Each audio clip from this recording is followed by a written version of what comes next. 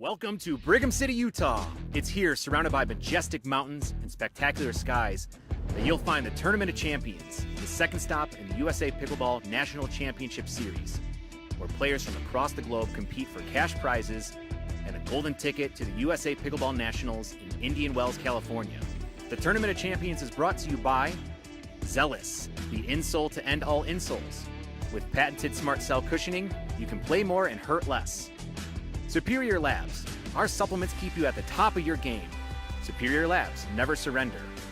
OS First, the official sock and compression bracing partner of USA Pickleball, redefine comfort.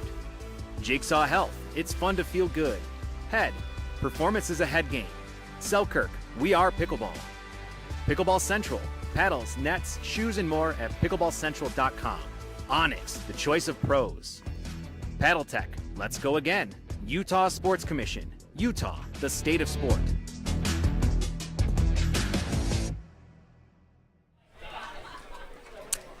Hello everyone, welcome to our Jigsaw Health Tournament of Champions. I'm Michelle McMahon alongside my partner in crime, 7-time medal winner from the US Open, Dominic Catalano, bringing you the call. We are in the middle of a backdraw game, 1 game to 15. So far, Stratman and Smith with the edge, 11-10. They are playing Irina Tereshchenko and Adam Stone. What is the significance of this game for context for those who are just tuning in with us, Tom? It's the old survive and advance here. If you lose, you're going home. You win, you're moving on. So, again, in the consolation draw here, 1 game to 15, Stratman and Smith 4 points away from advancing here in the consolation part of this bracket. We're in the pro mixed doubles. It's been a full day for these pros. They've been here since 7:30 a.m. this morning. The winner of this game will play Annalie Waters and Kyle Yates as another segment of the backdraw, a beefy backdraw. Yes, it is.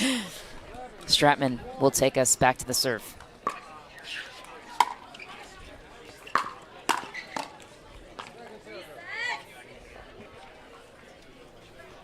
Stratman upset with herself and screaming out defense, as she knows she can hit that any day of the week, but the miss hit.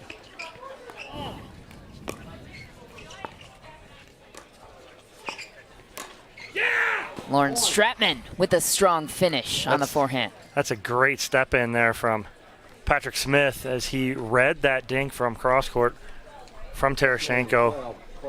Beautiful forehand. Stratman, the 27-year-old, based out of Santa Barbara, California. Her partner, Patrick Smith, 37, based out of Wichita, Kansas, originally from Germany.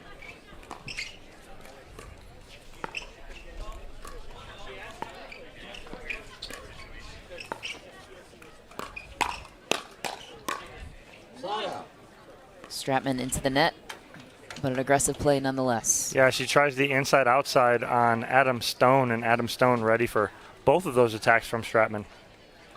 Stratman is in the pink, if you are just joining us. Tereshchenko in the black shirt, gray pants.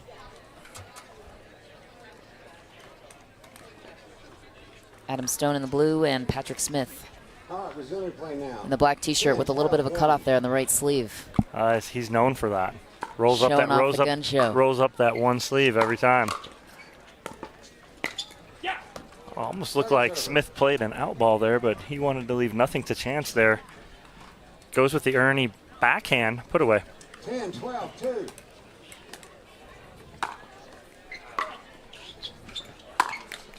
Shot out. Side out awarded to Stratman and Smith, looking to close in 3 points away. 1 game to 15.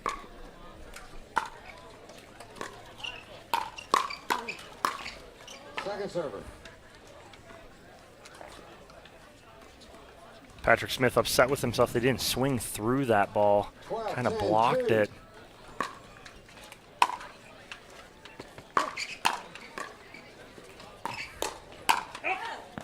Just long. And Stratman and Smith 2 points away from closing in on this one.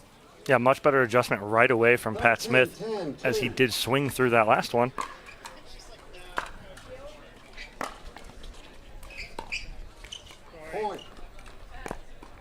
Tereshchenko with a little bit of trouble off the net right there, and looks like we got a match point here. 14-10-2.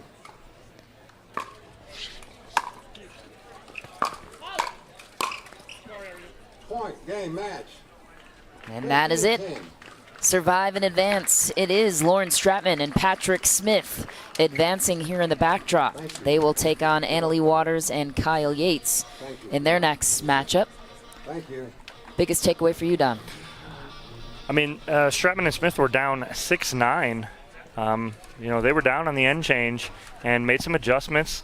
Pat Smith got a little more aggressive, and that's the difference right there, and that's the win, and they're moving on. All right, we'll step aside for just a moment as we take a timeout on the broadcast. We'll check back in with more action right after this.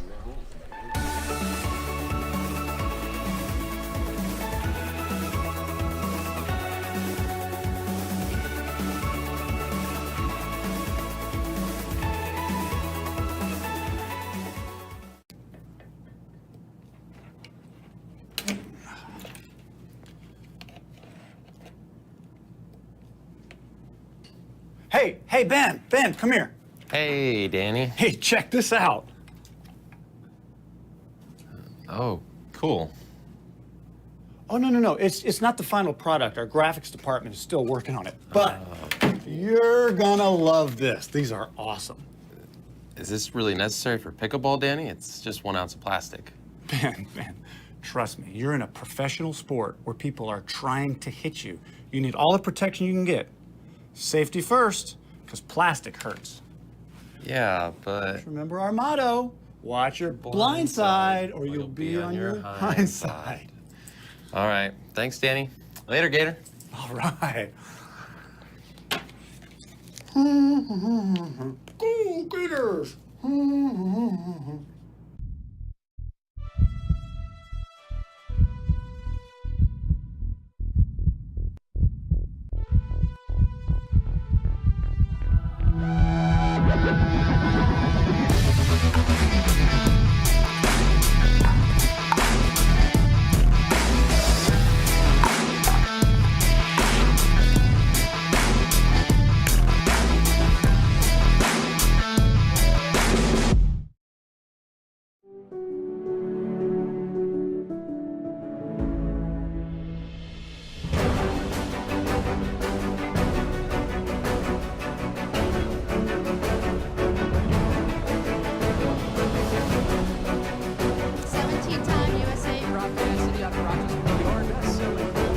Slightly favored backhand.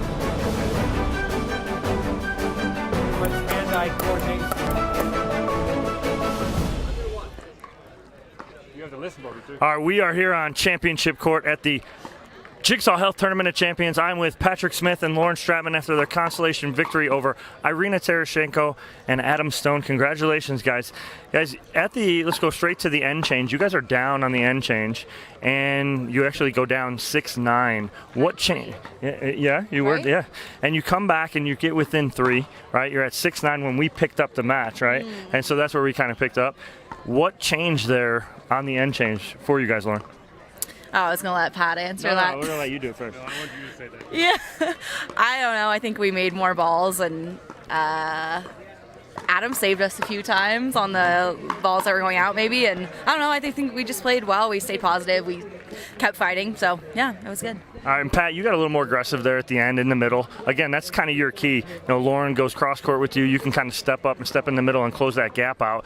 Again, is that something that you're continuously looking for in the middle there? Well, yeah, I have to. I mean, I need to get my phone in the middle, and I've been doing a pretty shitty job all day today of trying to help out. But thank God we came through in the end. We got a little lucky because we did get a couple of easy points, but we started winning a few more hands battles, and it just went our way. We just got lucky. All right, so moving on in the consolation side of the draw, Lauren, I know we heard that. You have Kyle Yates and Annalie Waters coming up next. What's the game plan against that? Annalie, very hot right now. She's very aggressive. How do you kind of slow that down? I was going to say I'm just going to swing and have some fun, but I don't know if I'll slow it down. We'll see. So she's going to pick it up. What are you going to do on the counter side of that, Pat? I'm sure it's not going to slow it down. I don't think that's our strength. All right, so you heard it here. It's going to be a firefight coming up here against Annalie Waters and Kyle Yates. Thank you guys for joining us here at the Jigsaw Health Tournament of Champions. We're going to take a quick commercial break. When we come back, we'll be back here on Championship Court with our next pro mixed doubles match.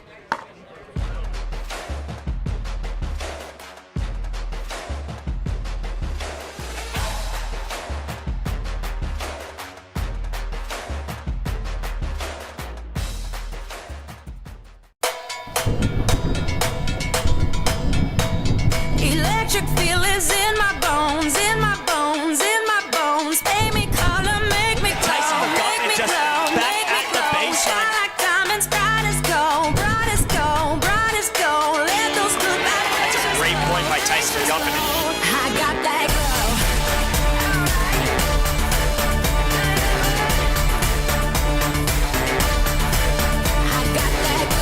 Selkirk's mission has always been to fuel the pickleball obsession found inside every player. There is a growing community of pickleball players who consume as much pickleball content as they possibly can. And that's why we are launching Selkirk TV, which brings the best pickleball content to your smartphone, tablet, and big screen TV. It's pickleball's original and only free TV app. This is 24/7 pickleball, proudly brought to you by Selkirk.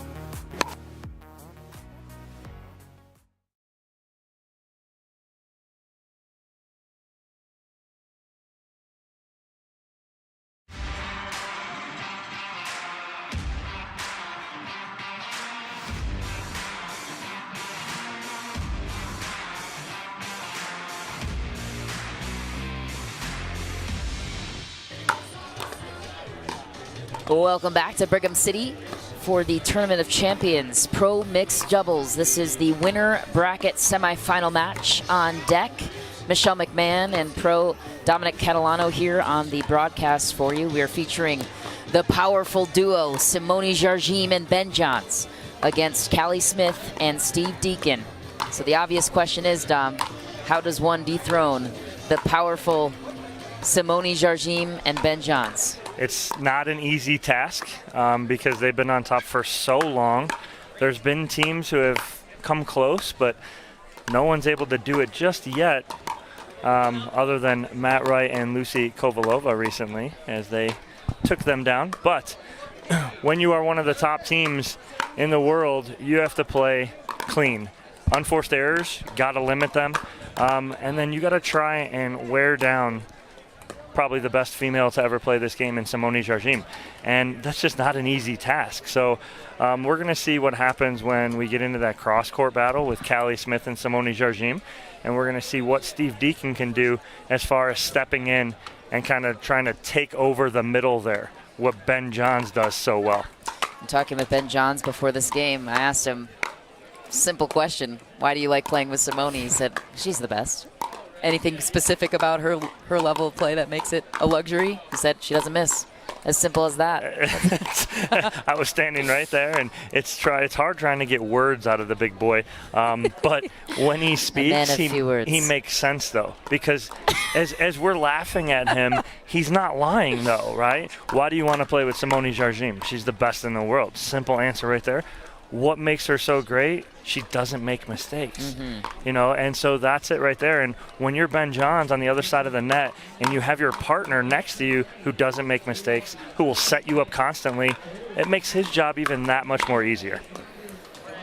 That is one of the luxuries. A lot of these guy players, talking about the strategy and mixed, as you well know, for the females, consistency is so key to counteract the power of the men on both sides. Yeah, absolutely. And one of the best females at playing defense and keeping balls in play is on the court right now. And I'm not talking about Simone Jargim. I'm talking about Callie Smith.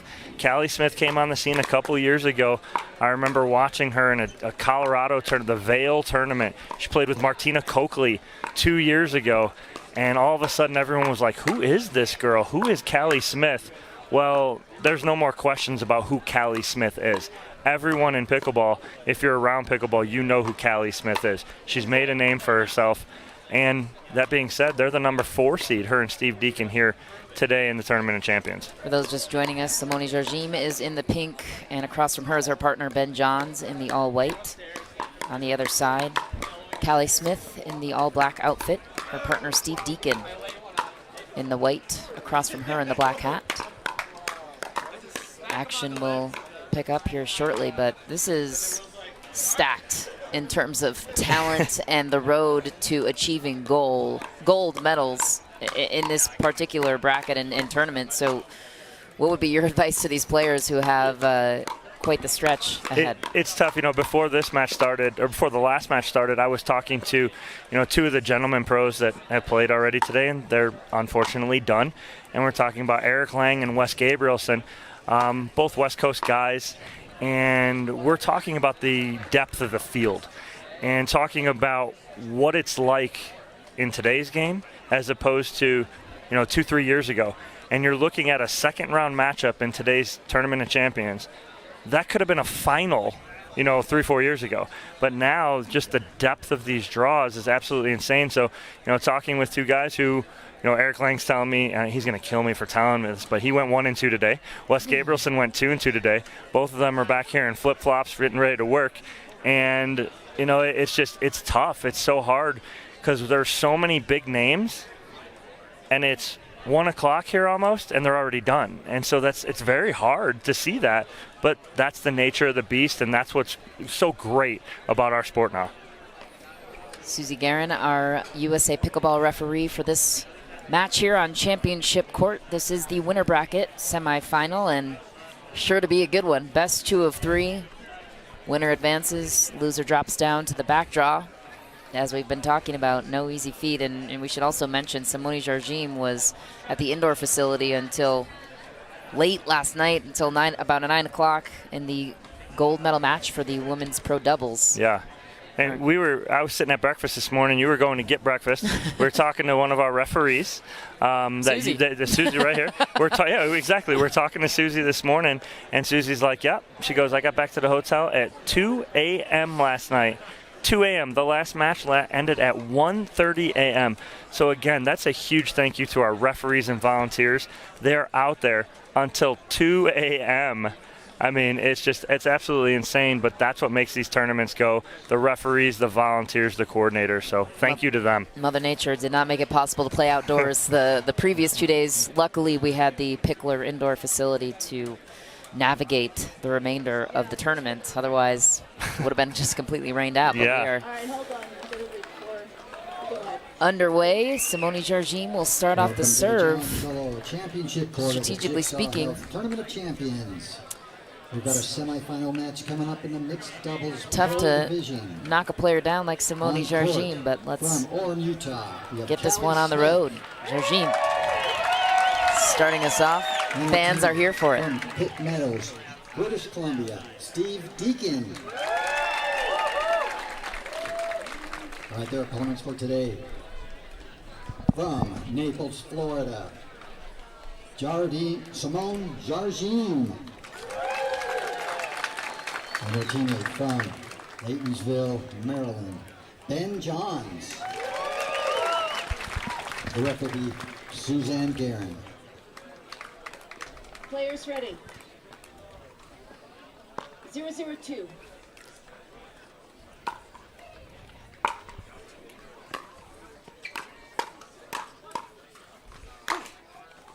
What a finish.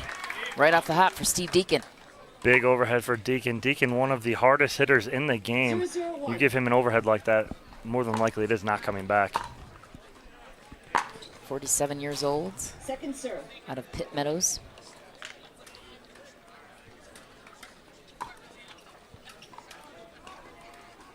Zero 002.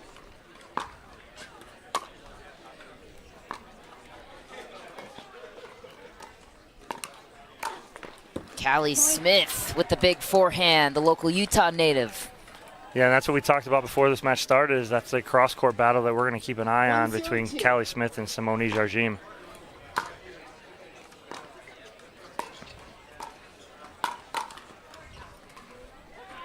Side out. Powerful attack from Jardim, and it's only the beginning out of her. 011. They'll earn the side out. Jardim back to serve. Second serve. 012. Point. Ben Johns gets his team on the board. 1-1-2.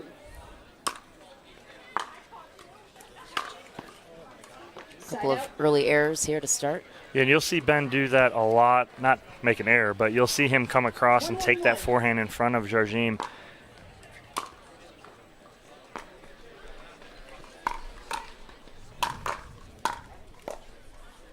Jardim Second serve. testing the power early. 1-1-2.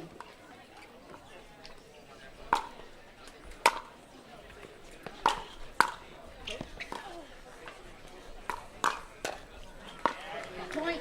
From Steve Deacon as Simone Jardim tries to go backside behind him. Deacon ready for it. 2. Callie Smith, the second server on their side.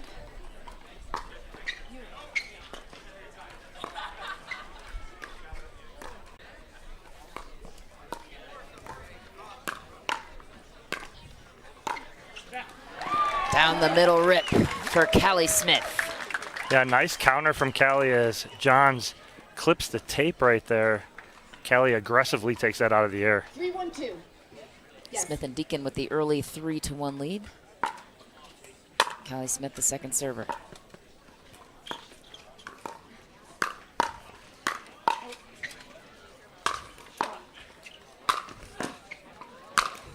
Ben Johns, third time's the charm with that powerful overhead.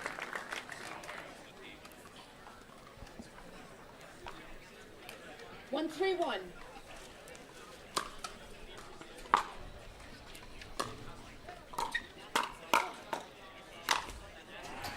Nice overhead finish for Steve Deacon. And Callie Smith with the awkward forehand block. It works, but it doesn't matter how pretty it is as long as it works.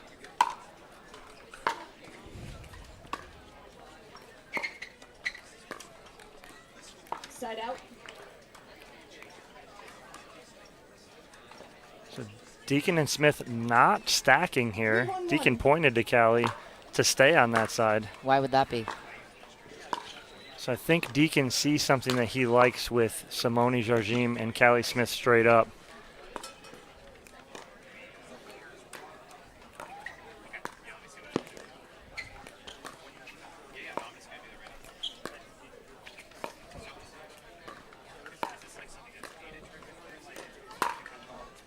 Jardim ready for the pace. That ball is long. Second serve. What I like about it right there is that it allows Deacon to go cross court with Simone Jardim, and it involves him because Jardim's not going to play their game and say, okay, I'm going to go to the female. She's going to do what she does best, and that's cross court dink. So I think it involves Deacon a little more. If you're just joining us, this is the winner bracket semifinal match. Just wide again for Jardim. So this will be interesting to see if they're going to play straight up or they're going to stay with this almost reverse stack. No, they're going to play straight up. 4-1-2.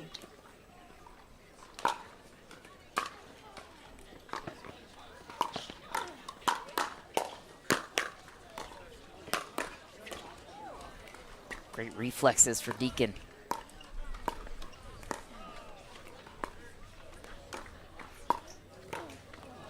Just short into the net, but great point all around. Yeah, that's a good idea there from Callie Smith. She's trying to go behind Ben Johns. So what she tried to do was kind of deke him into thinking she was going to go cross court, and she leaned a little too much and gets that ball off the frame.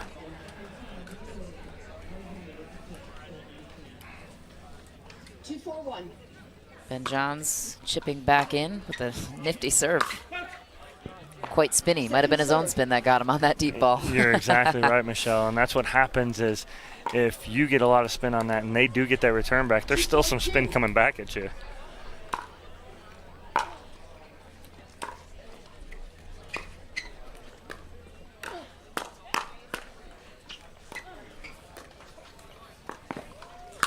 Ben Johns taking no prisoner on that cookie. That's exactly what that was, a cookie for him. He gets that ball. That ball's not coming back. Sometimes you might as well check that ball. It might be broken.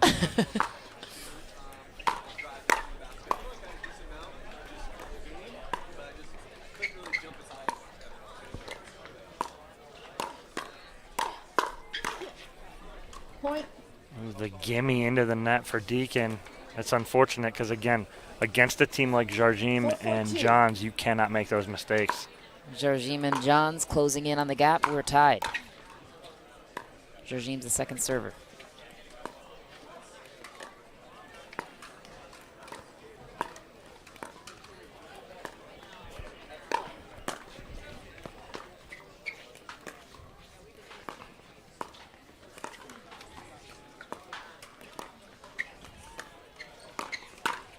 What a backhand for Simone Jardim. Yeah, great footwork as Jardim slides to the sideline to take that two-handed backhand, and they're within one. We have a timeout on the court. We will take one as well. More of this finish for the winner bracket semifinal right after this short break.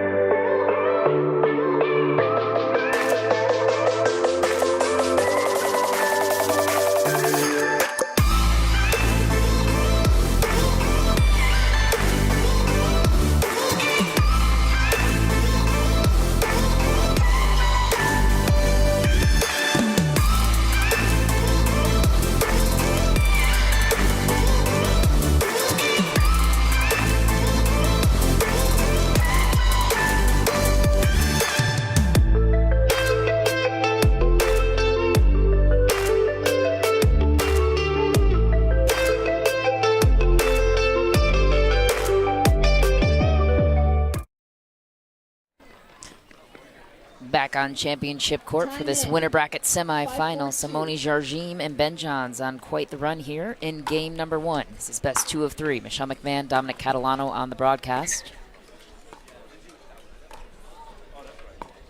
Deacon and Smith had the early lead, but the tides have turned.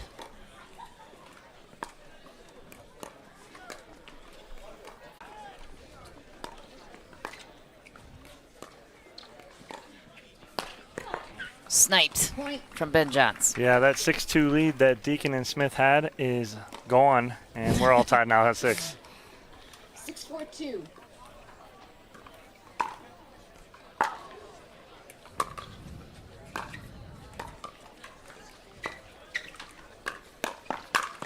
Ben Johns once again creating the pace for himself down the middle. Yeah, and that's just so tough because he hides that backhand so well because he can do so much from that position. Either flip it or go cross court right there. He flips it a little hard, causes trouble. Point. And now those unforced errors we talked about before the broadcast are coming back to haunt Deacon and Callie Smith. 8-4-2.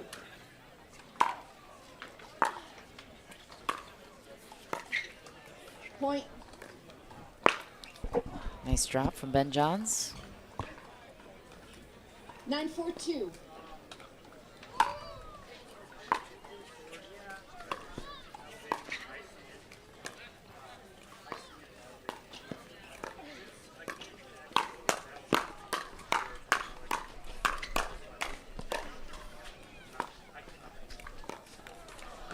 What a rally.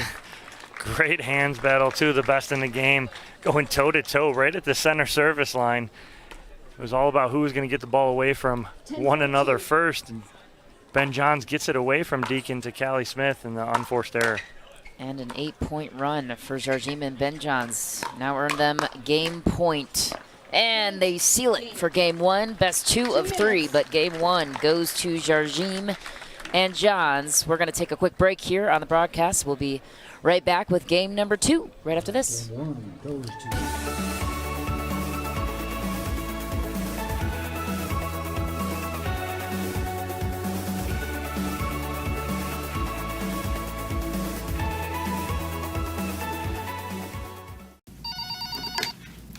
Thanks for calling Jigsaw Health. This is Ben. How can I help you? I'm sorry, she's not in today. I agree. She is an excellent pickleball player.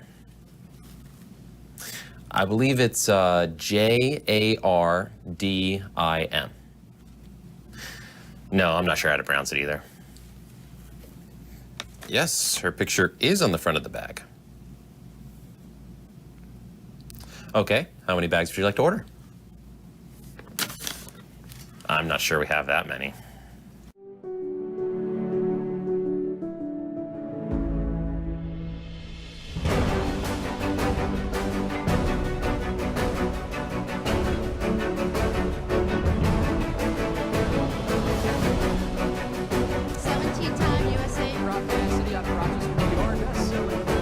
Lightly favored backhand.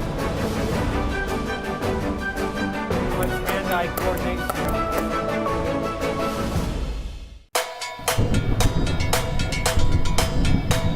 Electric feelings in my bones, in my bones, in my bones. Make me color, make me glow, make me glow, make me glow. Shine like diamonds, bright as gold, bright as gold, bright as gold. Let those good vibrations. That's a great point by Tyson Duncan. I got that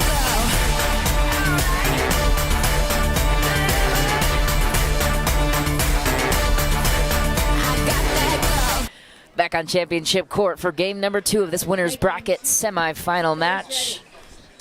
Stats from game 1, Dom. Yeah, unforced error right there, doubled up. Smith and Deacon 8-4, biggest difference right there. They went on a 9-0 run to finish it for Simone Jargim and Ben Johns. So they kick off game number 2 against Callie Smith and Steve Deacon. Sean McMahon and Dominic Catalano on the call.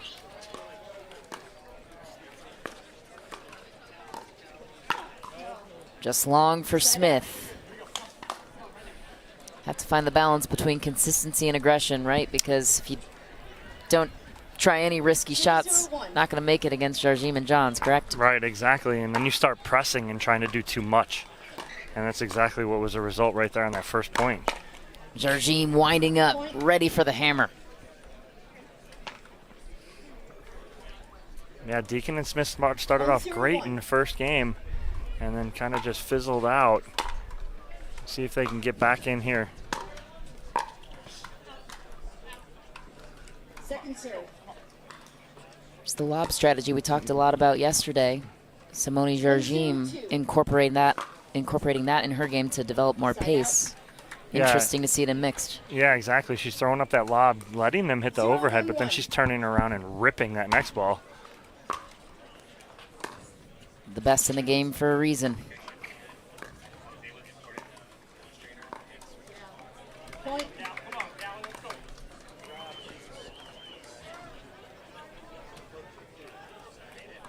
One.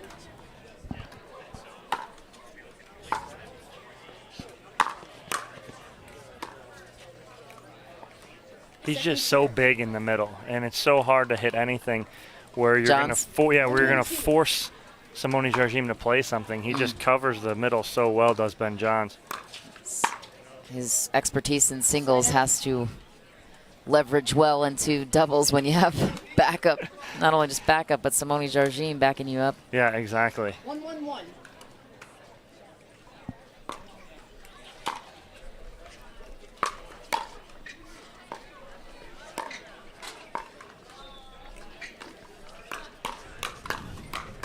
Ben Johns in that backhand. You talked about it early, Dom. So good.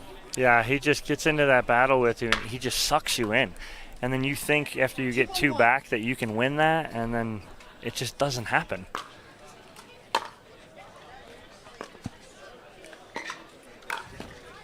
Point. When these two are rolling, it's just next to impossible to stop them. And right now they've continued from game 1 into game 2.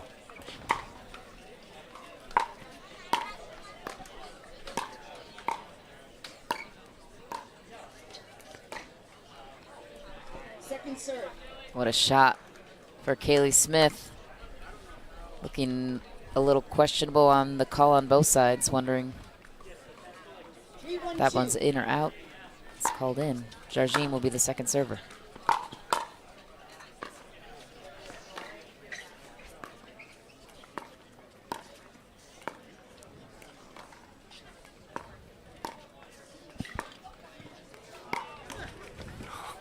What a shot down the line from Simone Jargim.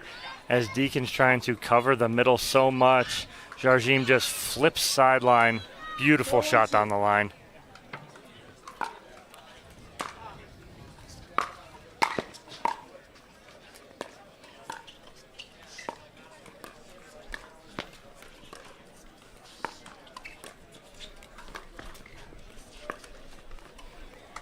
Ben Johns into the net. Rare mistake, but just trying to do a little too much with that one. But you can play around with that when you're cruising like this and up 4-1. Smith and Deacon looking for some momentum here, trailing by 3.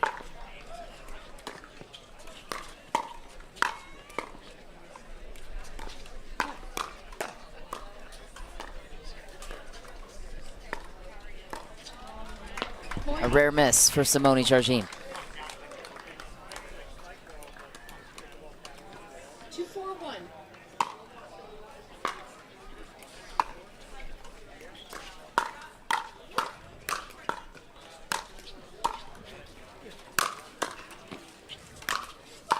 What a grab from Smith, just wide though. Just the fact that she got a paddle on that, absolutely incredible right there. But again, so hard to do anything with it. You're just hoping and praying it lands in. Beautiful day here in Brigham City. A lot warmer than it was the last 2 days.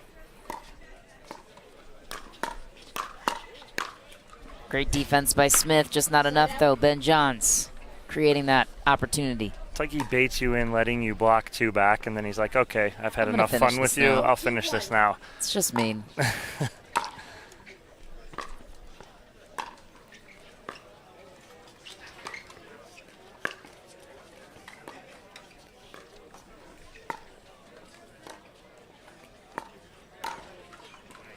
Great shot by Jardim with a little bit of topspin, going a long way on that baseline. Yeah, great touch and a great job of Simone Jardim not hitting that at 100%. We talk about percentages a lot. She hits that at about 60% and keeps that in. Beautiful job by Simone Jardim. Just short for Jardim. Ben Johns takes the second serve. 5-2-2.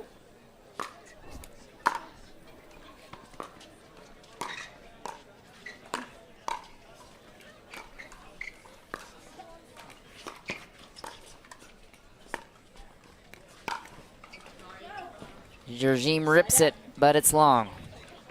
Yeah, just missed. As soon as it hit the tape, Jardim was almost apologizing for that. But it did go long.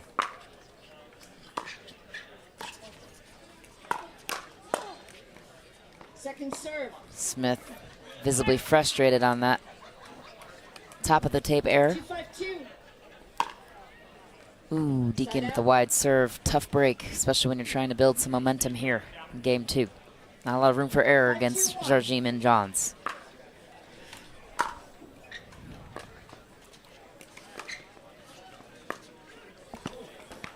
Point.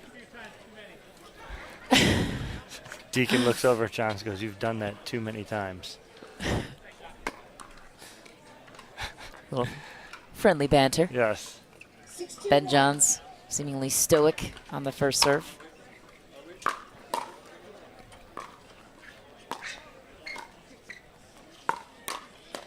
Kelly Smith goes for it. Just can't recover on that backhand. Yeah, it's just trying to do too much at that point and a 5-point lead. Scored 7-2-1. Off they go. Ben Johns and Simone Jardim making their way here in game number 2. We will step aside for just a moment and finish out the action of game number 2 right after this.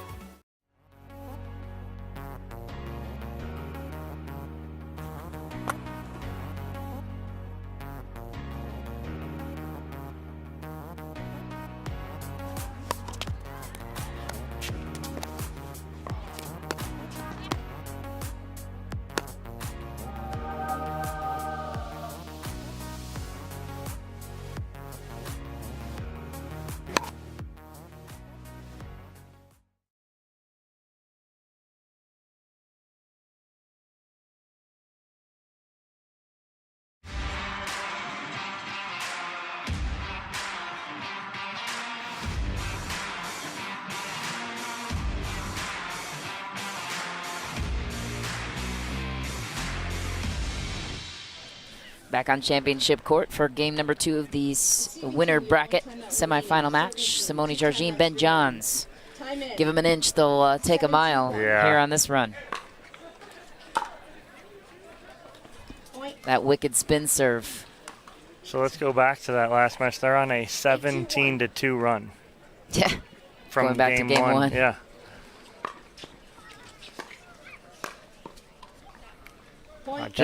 Just one of the best at doing that. He pulls that ball off his shoe tops and just flips it right at the body of Callie Smith.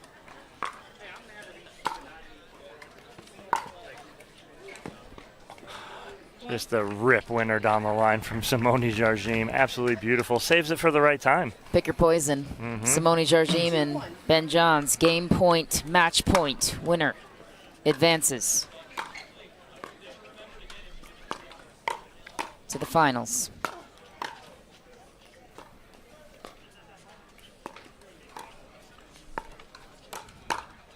Steve Deacon closes the door on a lofty forehand.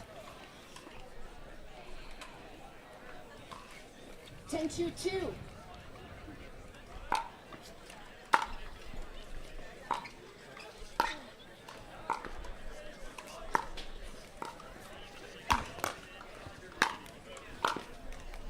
Side out.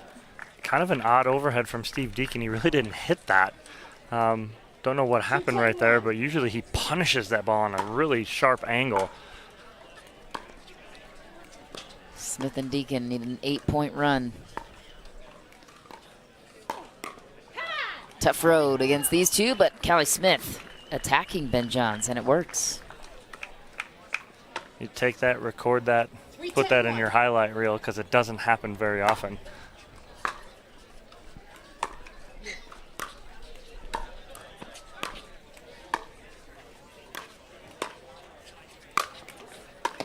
Ben Johns with the hops. Check his vertical after this. What a shot for Steve Deacon. Great job by Steve Deacon controlling the middle, closing ground, and just saying, I'm going to attack this ball wherever Ben Johns puts it. Callie Smith on a 2-point run. She's the first server. Never say never in these pickleball games. It's a game of momentum. And there Ben Johns says not this time. 4-10-2.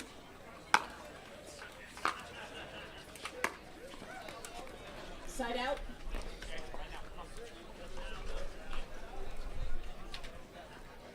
Ten 4-1.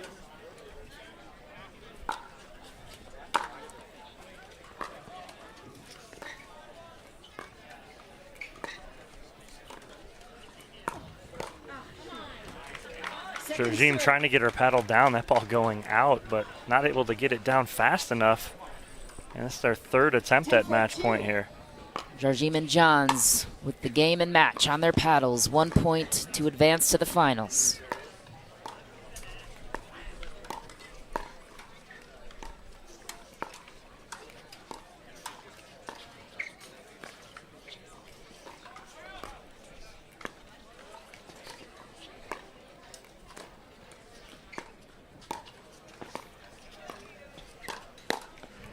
Jargine, a rare miss with a double-handed backhand. 4-10-1.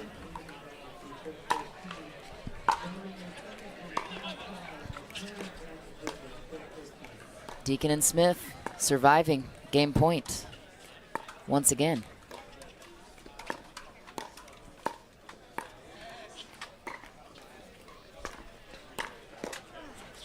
Deacon jams up Jargine.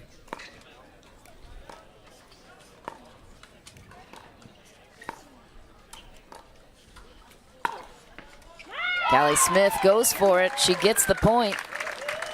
Big come on out of Callie Smith as she clips the tape, and you need those to beat Simone Jargine and Ben Johns. 1 down, 5 to go to tie up this one.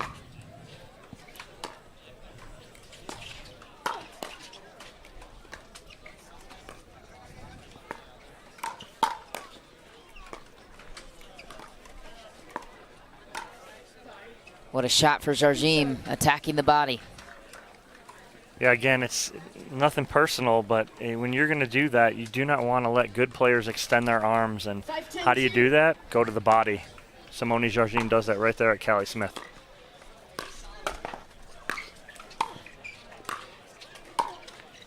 The margin of error so slim in this mixed pro doubles. All right, game point, match point.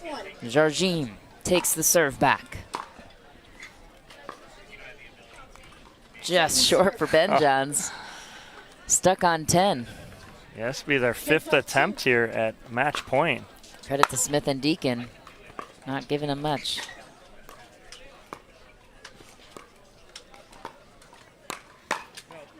Callie Smith winds up for the power, but ultimately Ben Johns, Simone Jardim victorious in this one.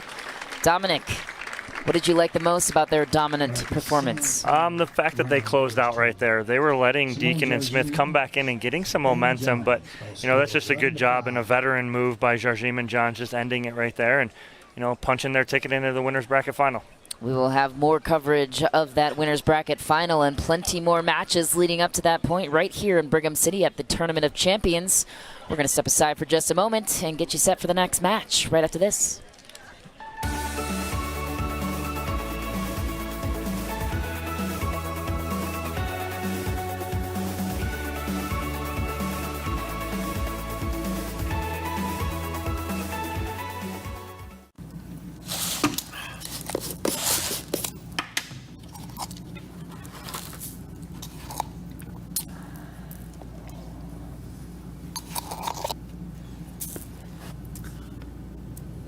Oh, I'm sorry. Did you want to scoop? No. All right. Irina? Yes, please. All right, just say when.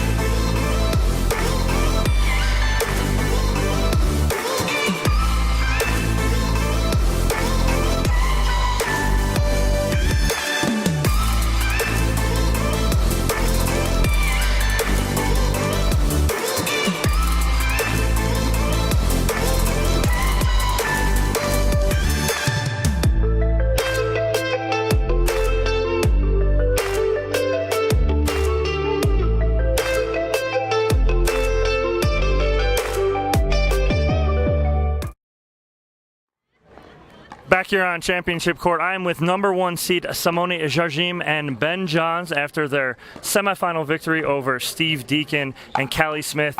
Congratulations, guys. You punched your ticket into the winner's bracket final.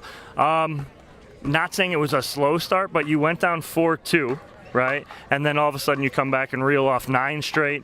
Then you get to 10-2. You know, you're on like a 19-4 run. And then Callie Smith and Steve Deacon kind of picked it up a little bit. What are you thinking at that point, Simone, when they kind of pick it up a little bit? Are you thinking you want to kind of end this right now? Well, Ben and I are a little famous for that. It's for letting off a little too early sometimes. So we kind of knew that let's just finish this before we get ourselves in trouble, and that was really the, get that ball into the kitchen, get in and finish it. That was really my mindset. So yeah, and playing against a team like, you know, Deacon and Callie Smith, they're going to be aggressive. You know that. You know Deacon's going to try and get in those hands battles. The best part about that, Ben, for you came out on top of pretty much all of those right there. But you know Deacon's very capable of getting into those and winning some of those. But do you think it's an edge to you when you get into those hands battles and you win them over him? Yes, I do. He's very quick, very good hands, but he's definitely one of my favorite players to play just because you kind of know what's coming. And he's very good at what he does, and he beats a lot of people that way. but I prefer predictability over over anything. So I think I just kind of knew it was coming, and that's what matters most to me. Okay, so now winners bracket final, Parento and Newman. Simone, what's the game plan going up against someone you're very unfamiliar with in Catherine Parento and Riley Newman?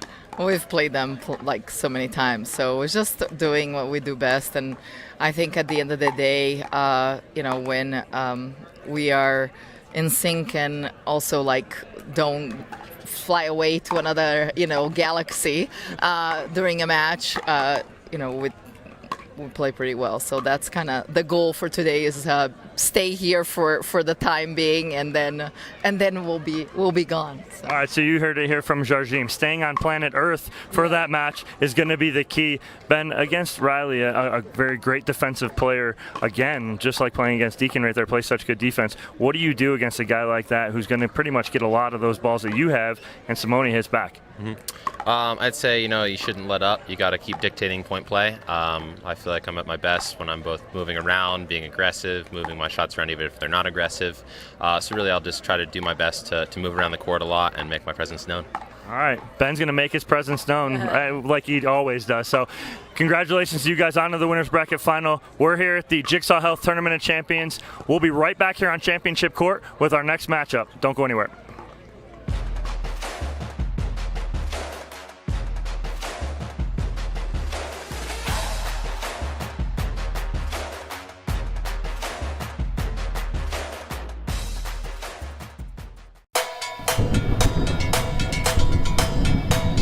Electric feel is in my bones, in my bones, in my bones. Pay me color, make me glow, make me glow, make me glow. Shine like diamonds, bright as gold, bright as gold, bright as gold. Let those good vibrations. That's a great point by Tyson Guffin. I got that glow. I got that glow.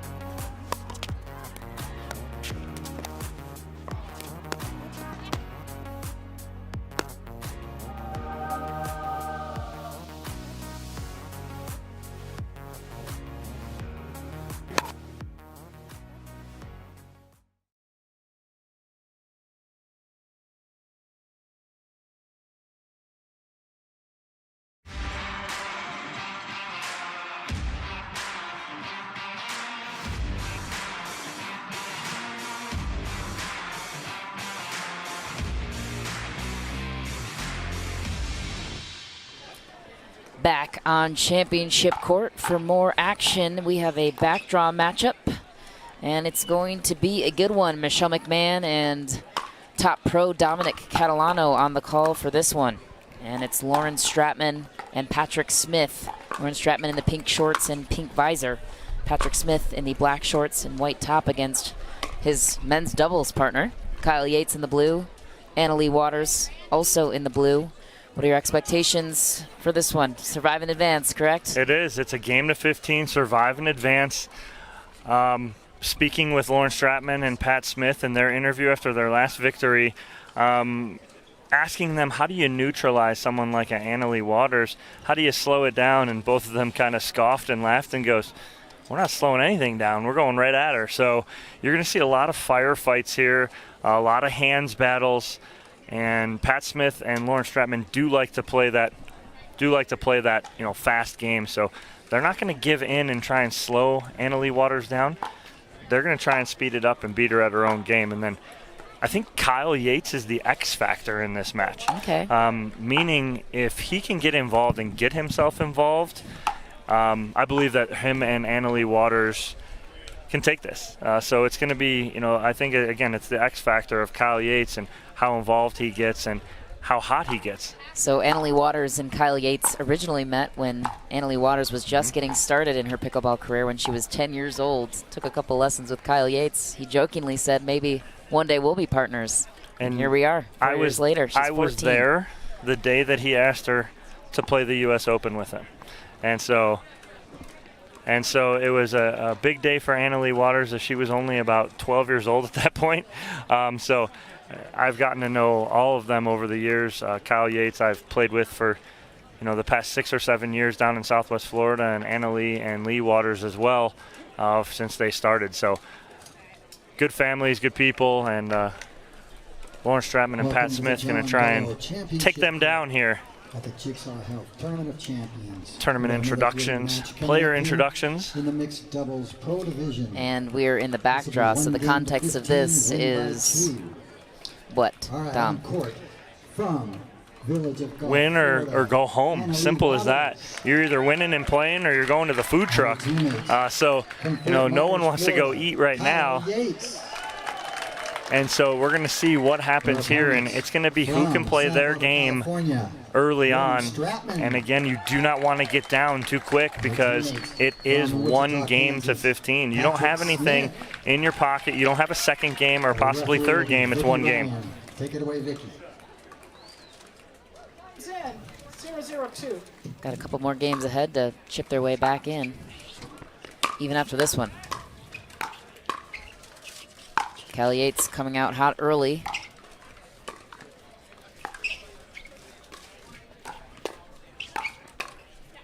And there's the X factor right there. If Kyle Yates can get aggressive and play that game right there, that's going to be the difference. 0-0-1.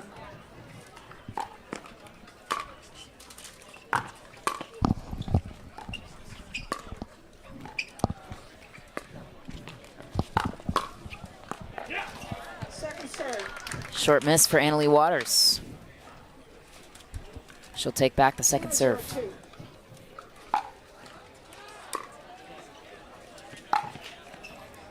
Annalie Waters gets exactly what she wanted on that spin serve. A short return from Pat Smith, and she's unable to capitalize on the short return.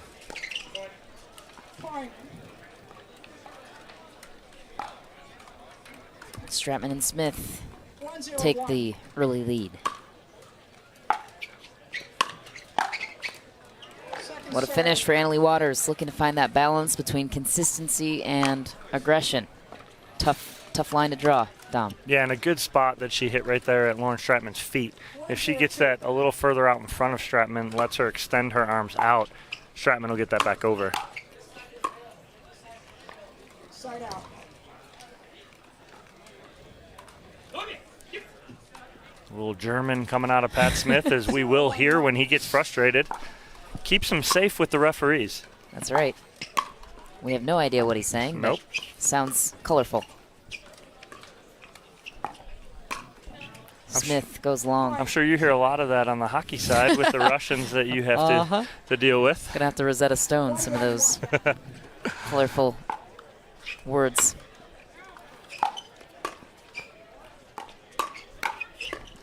Kyle Yates commanding the center of the court. Yeah, great 1-2 punch right at Lauren Stratman from Kyle Yates. 2-1-1. Kyle Yates, 26 years old, based out of Fort Myers, Florida. Talked a lot about the altitude before this, how it impacts a lot of the balls that typically drop in Southwest Florida, but due to the dryness and altitude, it's coasting, sailing out of bounds more often. Oh, great speed up from Annalie Waters right at Pat Smith, and almost looked like he wasn't expecting that at that moment. 3-1-1. 14 years old versus 37 years old. Quite the gap. You make Pat sound very old right now. Just love how fearless she is, you know? Yeah. Youngest one on the court and gets after it. No, absolutely. She's a beast. No doubt about that.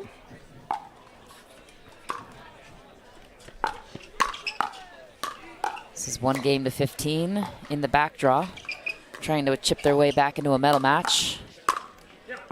Patrick Smith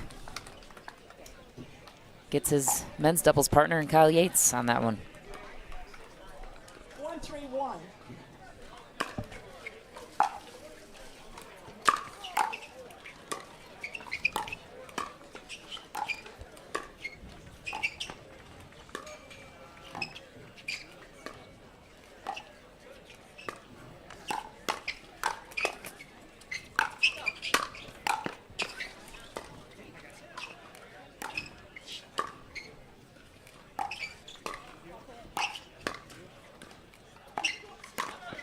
What a rally.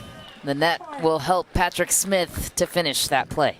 Yeah, he'll take that all day, but obviously doesn't try to do that. And it's unfortunate that a point ends like that. That was that long and drawn out and some great resets, but I'm not going to take it back. He gets the point. That one sails out of bounds for Lauren Stratman. Not pleased with her error. 2-3-2.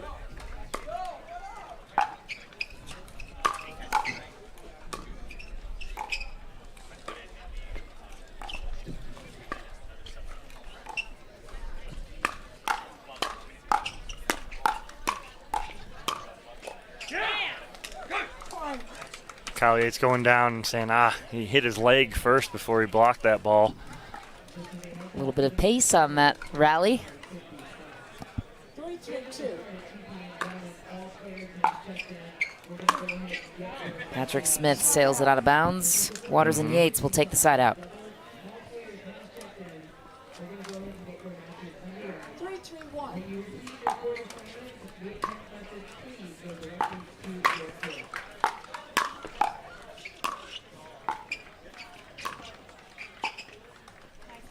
Second serve. Good work by Patrick Smith, keeping Kyle Yates back, not allowing him to get into the kitchen line where he's deadly.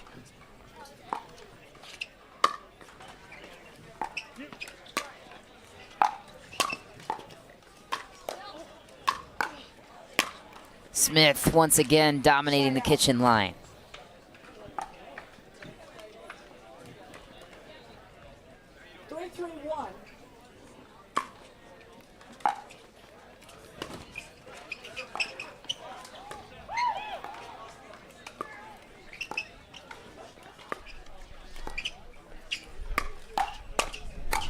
What a finish for Kyle Yates, right down the line. Absolutely, and Yates going to get the credit for that put away, but that is set up by Annalie Waters as she read Lauren Stratman speeding that up. She stepped back, played her forehand, and forced a block that was high for Yates to put away. Side out.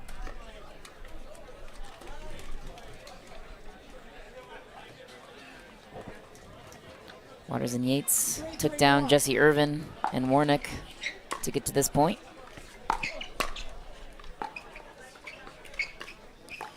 Winner of this will take on Callie Smith and Steve Deacon. Tough duo that we just saw fall to Jarjim and Ben Johns.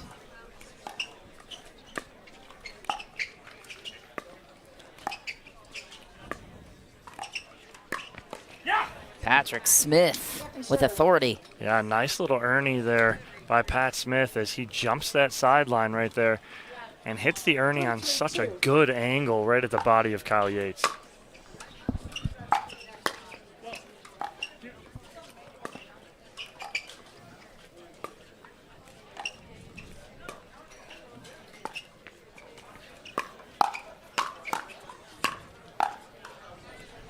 Great defense by Waters. Patrick Smith causes a pop-up and finishes. Yeah, you said it right there, Michelle. Great defense from Annalie Waters on the around the post from Patrick Smith. She digs it out like it was nothing. 3-3-1.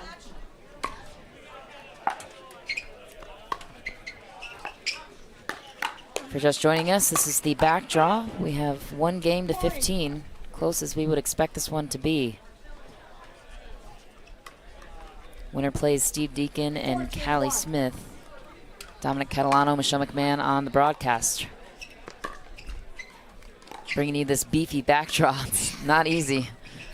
There's no gimmies.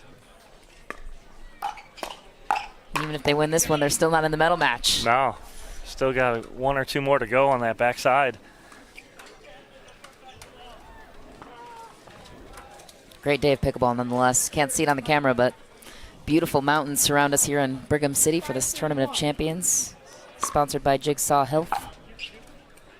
It's part of this USA Pickleball Championship Series. Second serve. Stratman falls short.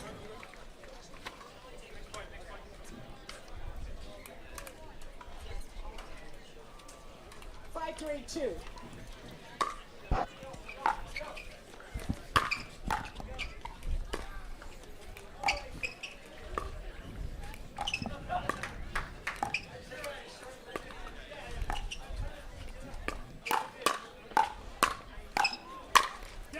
Another pop-up for Annalie Waters.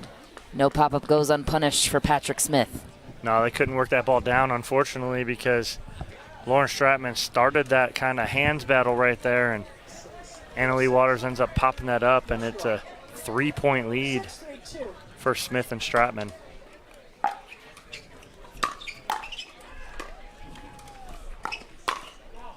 Just wide for Patrick Smith, and that was quite the run for Stratman and Smith to create the edge in this one. How do Annalie Waters and Kyle Yates chip back in? Slow it down, stop getting in those hands battles right now because Stratman and Smith are winning most of them. Yates speeds it up. They come out on top of that one. Good job by Kyle Yates, but again, that was from talking with Stratman and Smith earlier. They said they're not going to slow it down. They're going to speed it up and play their game, and they've done just that here. Just short for Waters. Yates will take back the second serve, trying to cut the lead down by 2.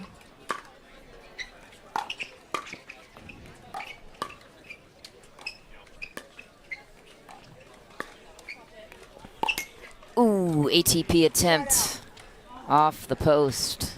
Yeah, so what happened, Yates had it. It was there. When he hit it, he started to move back in play a little too soon. And so that ball got brought with him a little much. He was worried about covering after he got that around the post. Caused that ball to just clip the post on the outside. Lauren Stratman sails that one out of the bounds. Says, just keep it in the court. Like it's that simple. It is. Sometimes it's easier said than done. Ooh, that one could have been wide. And that error caused the end of the point anyways.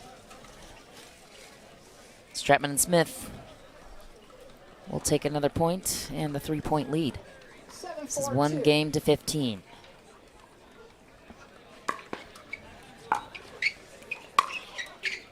Another long ball. Good eye for Annalie Waters. No, I think it caught the line. Oh, yeah. Yeah. All right. You have better eyes than me. We have a timeout called on the court. As Stratman and Smith take the 4-point lead, they will switch sides, and we will take a timeout as well. We'll be back with the rest of this game right after this short break.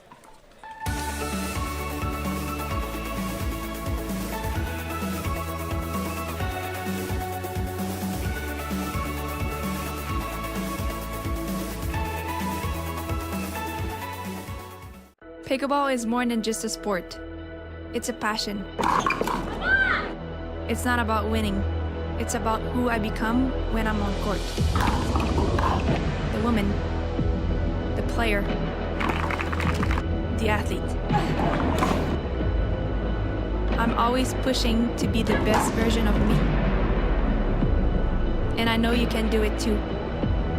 So find your passion. Be the best version of you. And don't forget to have fun while you're at it. Because it's fun to feel good.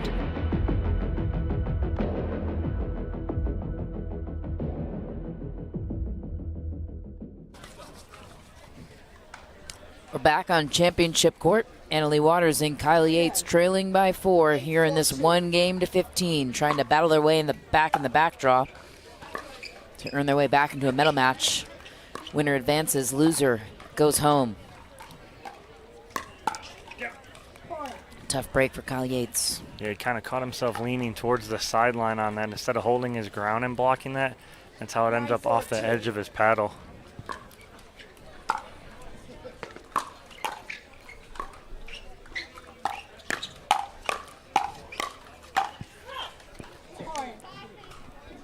Annalie Waters trying to close. That one goes out of bounds. 10-4-2. And she walks right back towards us, looks right at us, and goes, I got to get it down. Also a Florida native. They seem to be the ones that have to adjust to the altitude the most.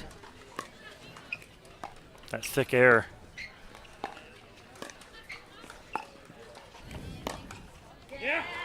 What a shot for Lauren Stratman, finds the middle of the court. Yeah, nice little pull from Stratman. She held that long enough, made Annalie Waters commit to the sideline, and that opened up a lane down the middle. 11-4-2.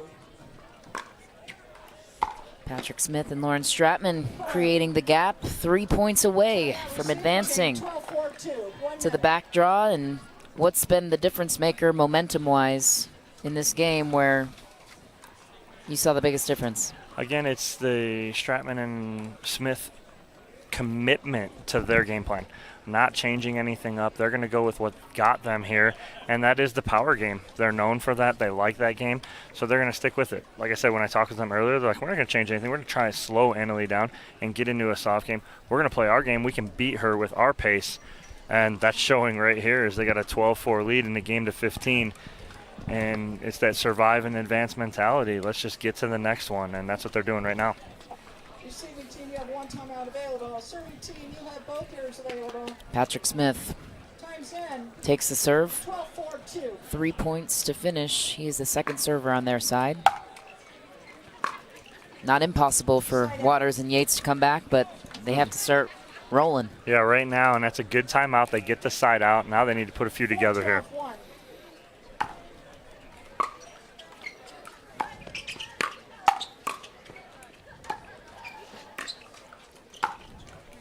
Second serve. Not the way to do it for Yates. Looking frustrated out there.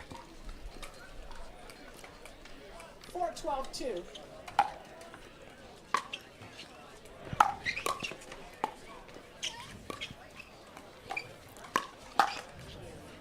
Waters there in the middle for the cover. Unfortunately, just overswings at that ball a little bit.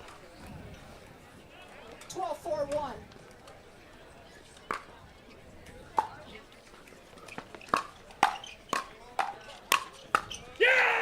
Patrick Smith owning the backside and the forehand. Yeah, he came right in and read that Annalee Waters drive right off the bat. Stratman and Smith advance. They will take on Steve Deacon and Callie Smith to have a chance to get back into the bronze medal game. This back draw is no joke today. Second serve. Now you hit that right on the head, Michelle. These back draw matches are ridiculous. And again, 4 years ago, these are finals in tournaments. And now they're fighting to finish 9th and 10th place. How far the game has come. Fastest growing sport in America for a reason. Yates and Waters survive to see another chance to get a run here. Love that right there. Kyle Yates looks over at Annalee Waters, just gives her a smile and says, let's go. She says she loves playing with him. He's a good partner. Second serve. Doesn't make her feel uncomfortable in any way of, you know, sometimes those guys get a little competitive out there with their female partners and get on him for errors and whatnot. Yep. He's been a good teammate for her so far.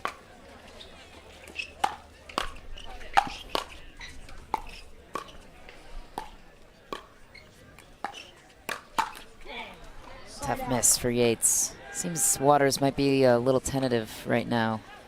Do you agree with that? Yeah, she's not speeding up as much as she usually does, but it's because Lauren Stratman's handling everything she's bringing at her. So when that happens, it takes you out of your game just a little bit.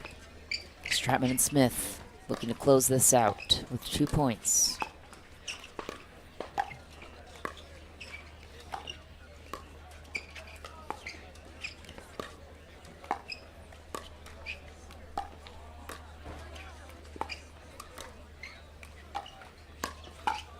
Smith ready for it, all over the middle. Dominant. And what I don't mind the Annalee Waters cross-court dink to Pat Smith to keep it there, and Kyle handles it. What I like is to see Kyle just go away from Pat right away, and so just go cross-court to cross-court. I do not mind it at all.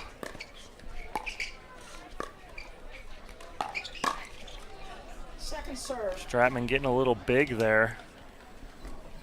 1 point away. They'll take the second serve back. Lauren Stratman is on it, 1 point away from advancing through the back draw. And they finish it here.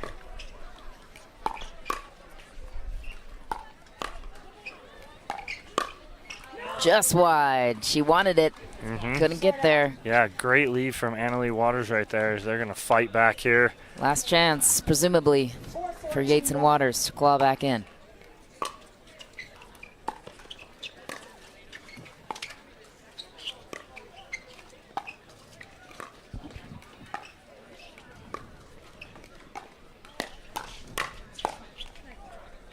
second serve. Tough break for Kyle Yates. That's a nice little attack from Patrick Smith off his shoe tops.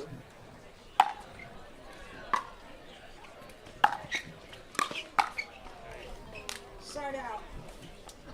Even when Annalie and Kyle get a ball off the tape, they don't get any luck. That ball hits the tape and just pops right up for Lauren Stratman. Game and match point for Lauren Stratman and Patrick Smith to advance through the back draw. Closing in. Waters and Yates looking to avoid a trip back home in the event of a loss. 14-4-2.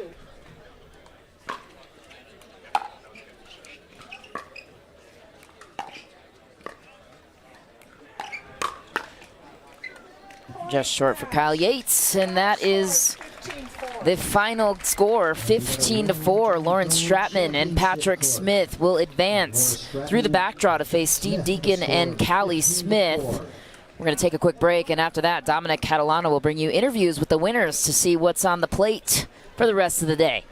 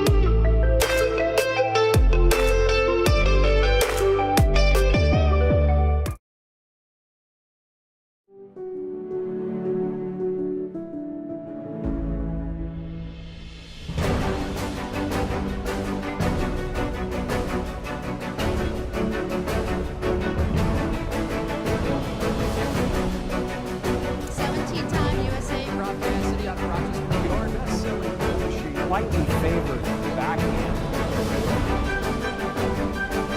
But hand-eye coordination.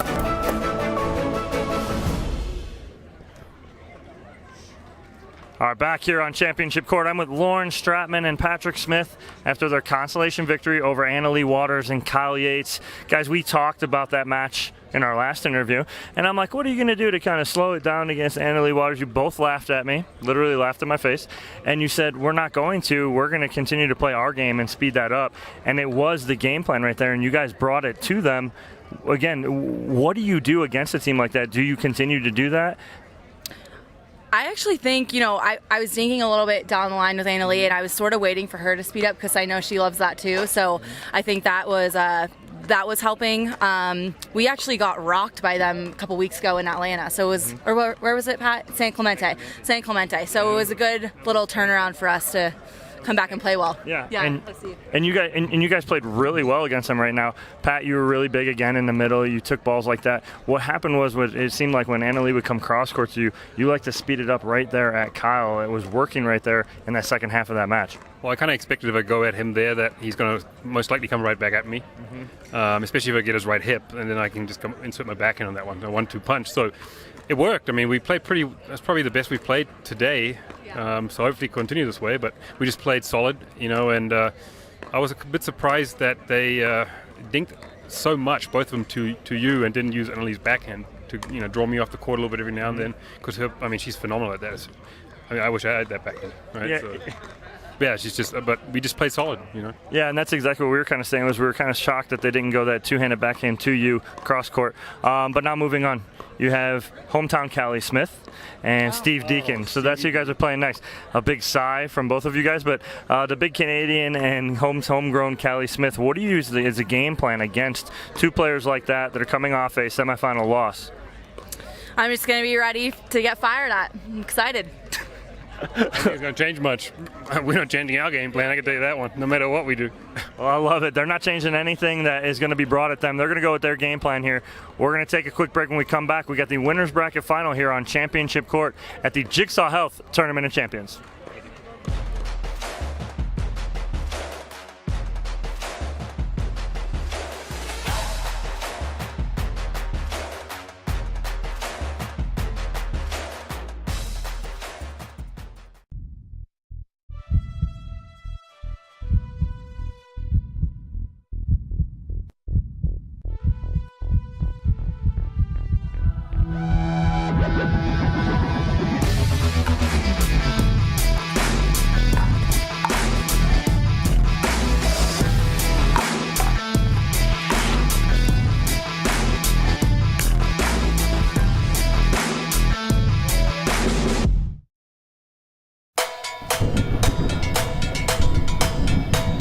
Electric feel is in my bones, in my bones, in my bones. Make me color, make me glow, make me glow, make me glow. Shine like diamonds, bright as gold, bright as gold, bright as gold. Let those good vibrations. That's a great point by Tyson Jumping. I got that glow.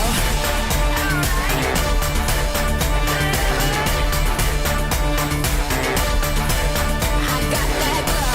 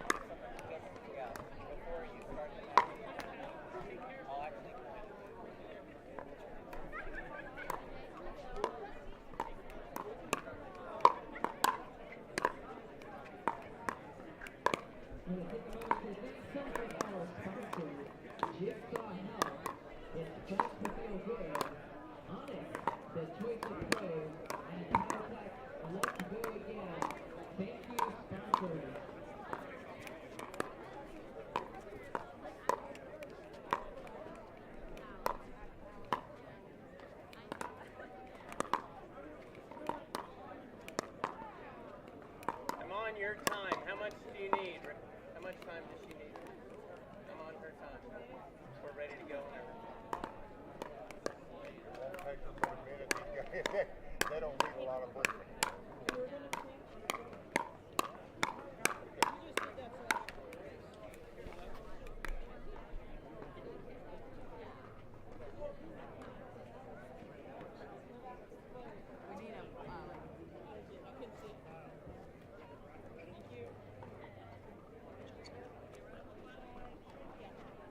That was the ball that I had. We also want to thank Pickleball Central. Yeah, I got him right in my phone. PickleballCentral.com, the pickleball superstore. How much time do we have? We're on you. We are pickleball. About a minute and a half on me. Sports Commission. Utah, the big sports.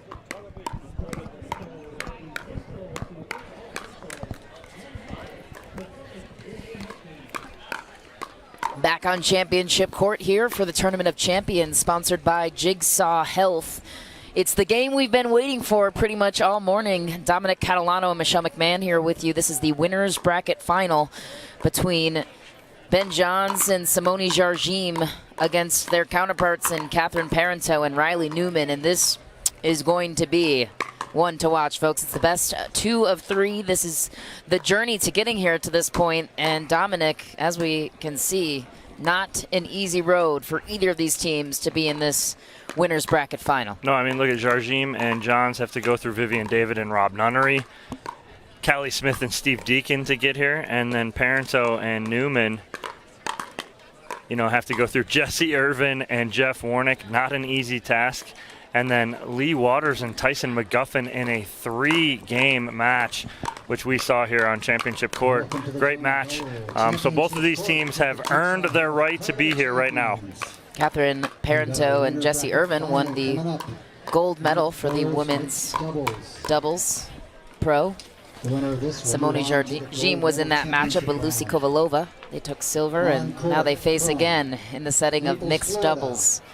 Riley Newman before this saying he loves playing with Catherine Parenteau, saying how good she's been the last couple of weeks. And then on the other side, you have Simone Jargim, who really is the threshold for women's pickleball, really the world standard of talents. What are your expectations? How can Parenteau and Riley Newman have their best chance against these two powerhouses in Jargim and Johns? The best part about Catherine Parenteau right now is that she has answered the bell, and she is not afraid to go at her mentor, Simone Jargim. It seemed like in years past she was. Now she hasn't. She's got over that, and we're going to see what happens here in this winner's bracket final.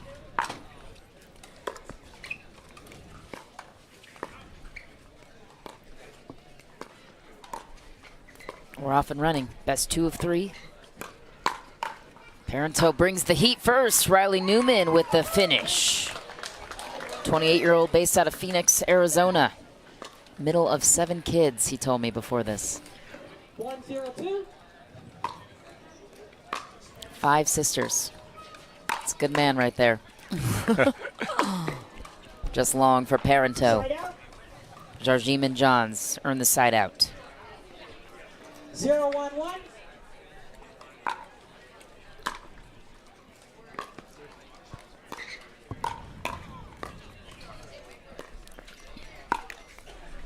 Second serve. A rare miss for Simone Jargim. 0-1-2.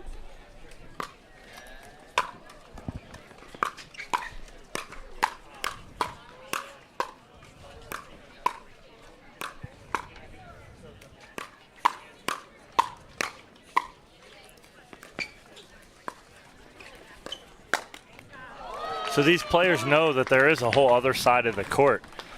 They just don't realize it yet because this game is being played on one side of the court, and that is it. Look like Parenteau maybe tripped on that. 2-1-2.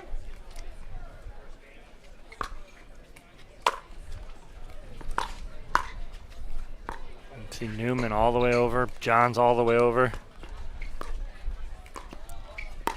Newman has the wingspan, that's for sure. Parenteau with a miss. Jargim creating the error. Ben Johns off to the races on this 3-point lead.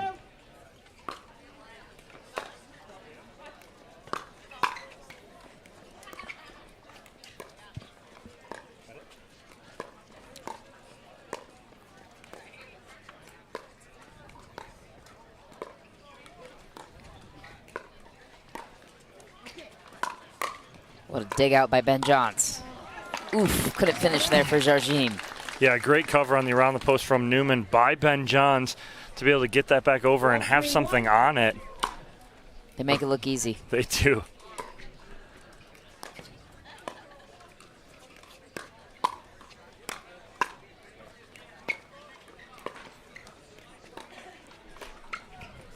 Rylan Newman testing that backside of the court, as you mentioned, Dom. Lefty righty, just a little bit long. But yeah, I mean, someone's got to get a snapshot of this as they're watching and look at all 4 players on one side of the court, basically. Court's gone from 20 feet wide to about 10 feet wide.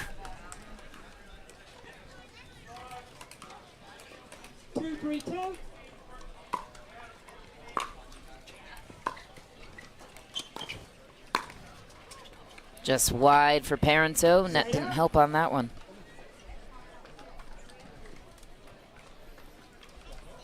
Three, two, one.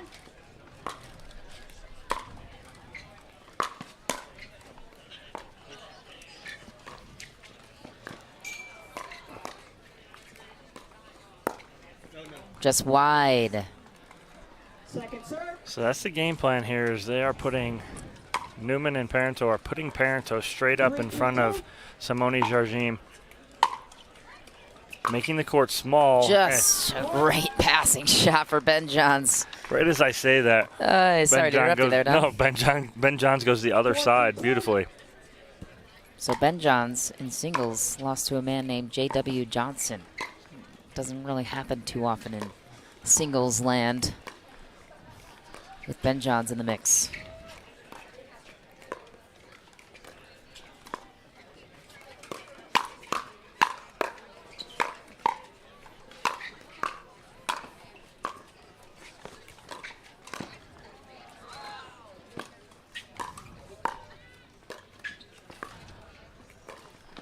Riley Newman working the backhand. Lets it fly on that one. At one point, Catherine Parento almost took a seat in the front row. That's how far off the court she was, as Newman controlled the whole court there.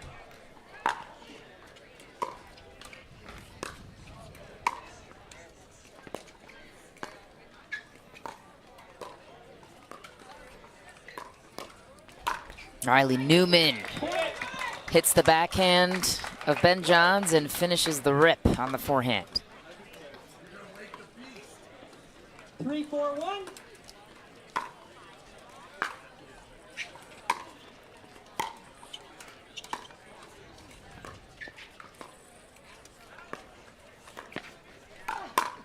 What a shot for Riley Newman. Nice little pancake block from Riley Newman as he gets that forehand up and high and just slaps it down. Fast hands. Have to have it in this sport.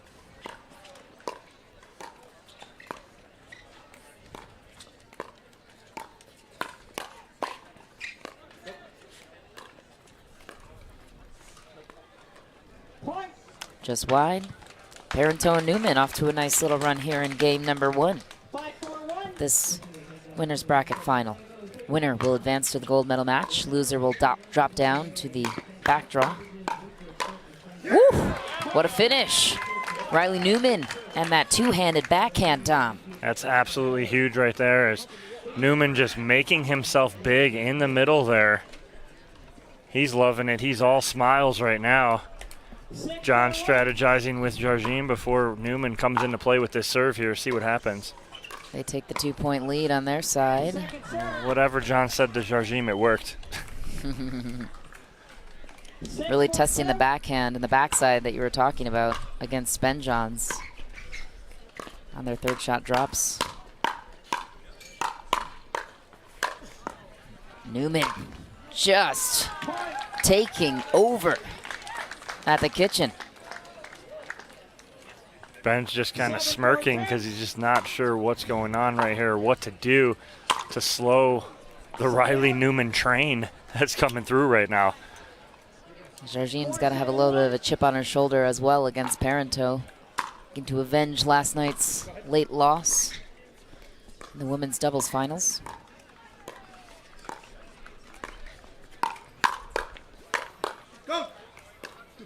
Jardim fending off the pace. Not enough, though, against Riley Newman. 4-7-2.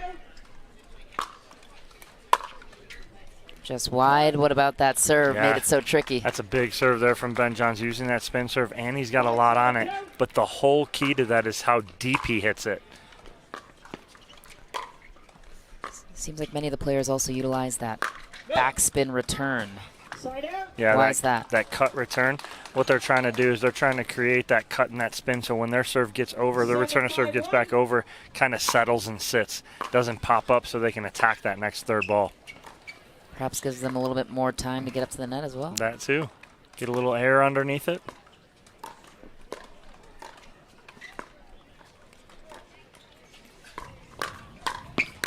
Ben Johns firing back. And I think I hear a Jeff Warnick in the background.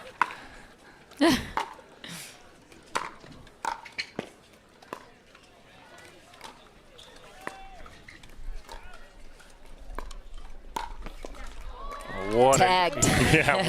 What an inside-out shot there from Jardim, as she just lets that ball travel, get past her body, and just inside-outs it beautifully off the hip of Parento.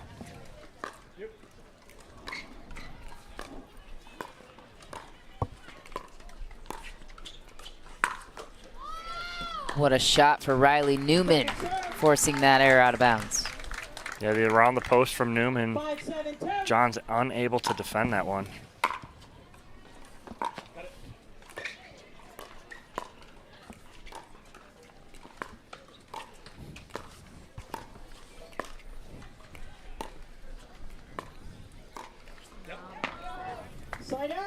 Riley Newman comes out on top of that cross-court dink battle with Simone Jardim. A rare mistake there from Jardim.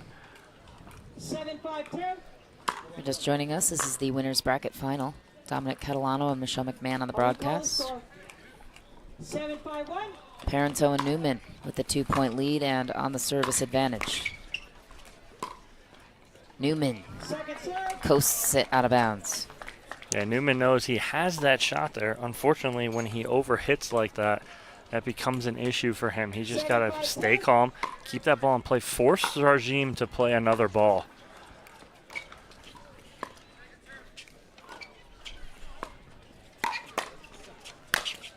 What a finish for Ben Johns. Beautiful setup from his partner, Simone Jardim, as she went inside out again at Parento. Parento able to get a paddle on it, but nothing that Ben Johns couldn't handle.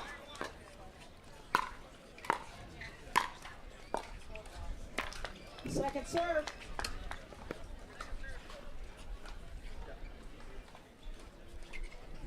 Five, 7-2.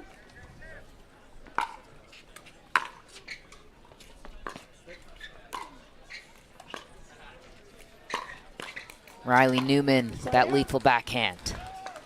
Yeah, and an odd, almost miscommunication in the middle from Simone Jardim and Ben Johns. 7-5-1.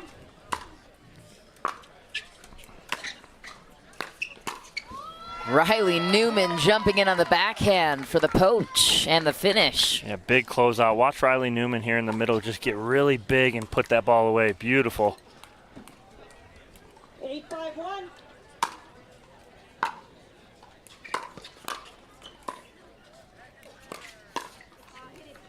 Do you like the decision not to stack and put Riley's forehand in the middle? Yeah, I do like it, just because that is his strength. Mm. His backhand is his strength. He uses it pretty much 80% of the time. And you have someone like Parento, whose forehand's wicked too. Luxury for her to have a forehand in the middle. Yep. Not a usual combo. No. And what I'm seeing sides. here now is Jardim is exposing Parento. She's gone inside out to her 3 times now, and it's worked all 3 times. So let's look to that as Jardim's going cross court with Newman for her to do that yet again until Parento can figure it out.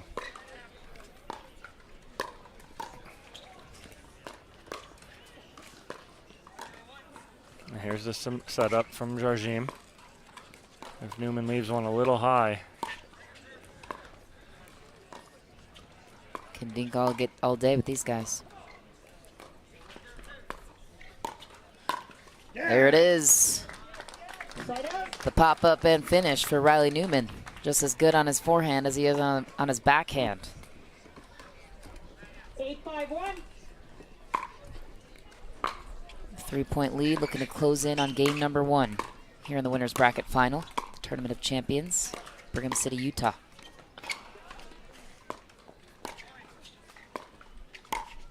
Just wide for Jarjim. But there it is again. She's looking for that shot down the line on the inside out. Goes a little wide with it, unfortunately, but she's 3 for 4 on it. Parenteau and Newman 2 points away from closing in on game 1. Riley Newman, the enforcer with that forehand. And watch this combo here from Riley Newman as he gets that forehand. And that ball's not coming back as it hits the right foot of Ben Johns. 10-5-1. Putting on a clinic. Why is he so hard to stop right now, Dom?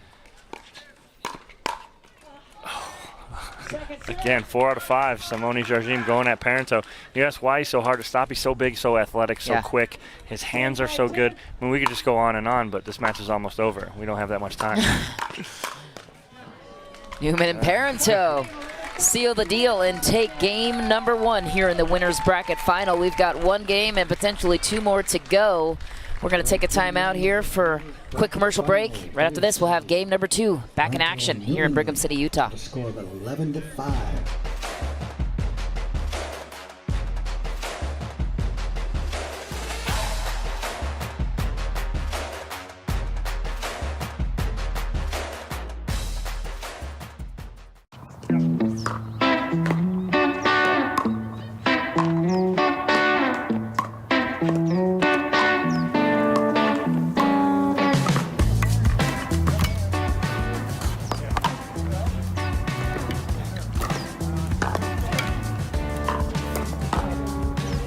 Bottle can take the heat.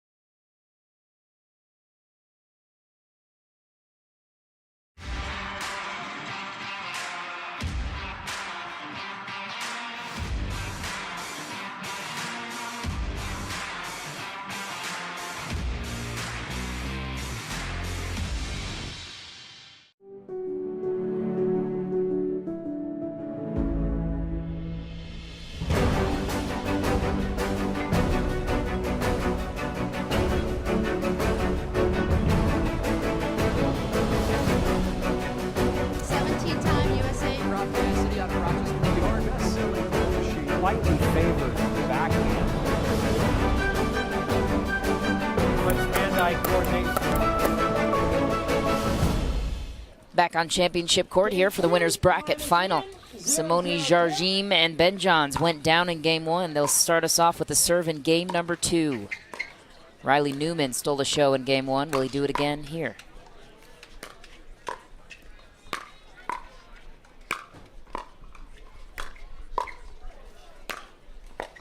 Ben Johns keeping them deep.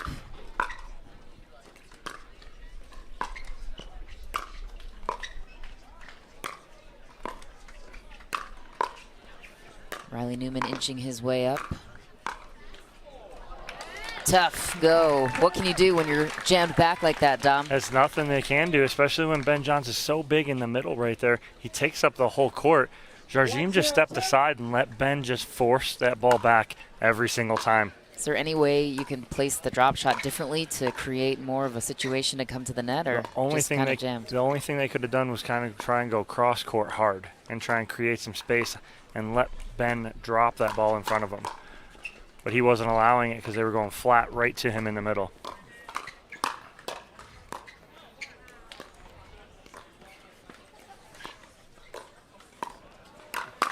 What a play for Riley Newman, finishing in things off. Yeah, great battle. Good movement by all 4 players with the ball going sideline to sideline. 0-1-1. Newman coming out on top of that one.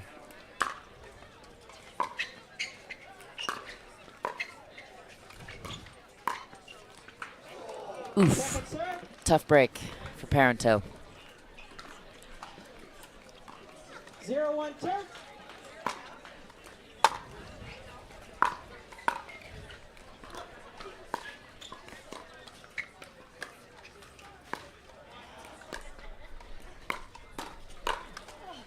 Nice play by Riley Newman, jamming up Simone Jardim. Doesn't happen very often. Yeah, she couldn't get out of the way of that one. Again, it's because of the pace of Riley Newman's ball. She's trying to get out of the way, just couldn't do it.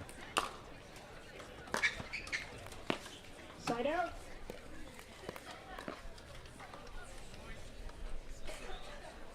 One.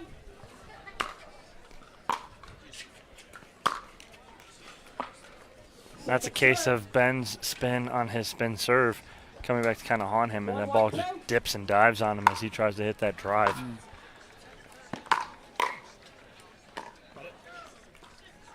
Side out.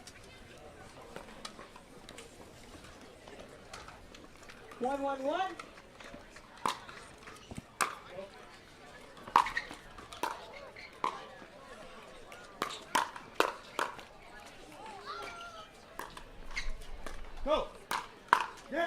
Parento with the attack. Riley Newman queuing her up. Yeah, you heard that too. As soon as that ball went up, Newman yells at Parento, "Go!" Love that. Early lead created by Parento and Newman. It's best 2 of 3. Winner advances to the gold medal match. Riley Newman has been setting the tone for a lot of this match. Dom. Yeah, he's been the show so far. And just watch after every point, the bounce in his step. And just what he's doing, even on a miss like that, right? He's rushing back to the baseline. He's ready to go. Cannot wait for the next point to start.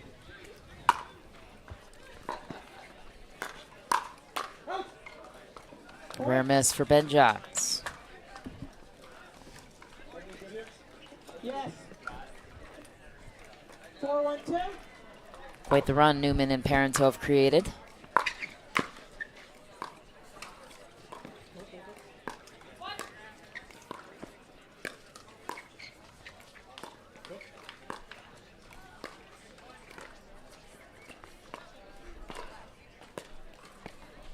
Jardim, a couple of uncharacteristic errors.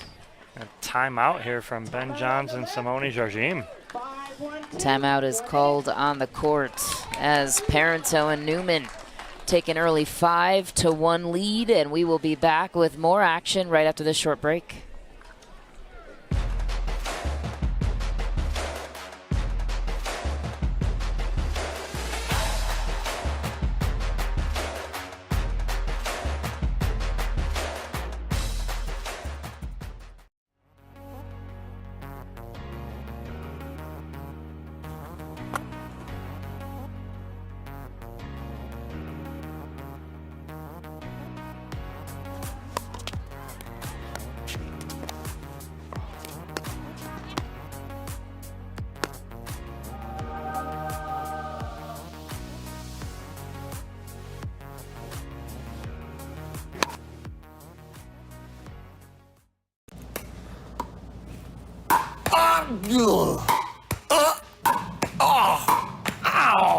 Oh boy.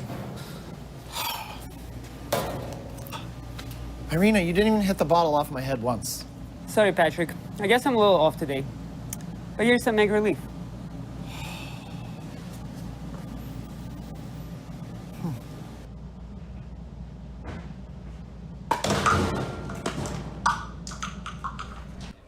Back on championship court, game 2 is underway. Parento and Newman on the serve and with the lead. Not only did they take game 1, but they're also up in game number 2 against the powerhouse of Ben Johns and Jarjim. Ben Johns playing SWAT team there on the kitchen line. Get that out of here, he says.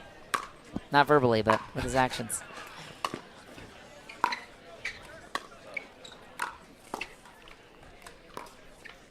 Riley Newman and Ben Johns, both prolific singles players, which helps as they take over most of the court here in mixed.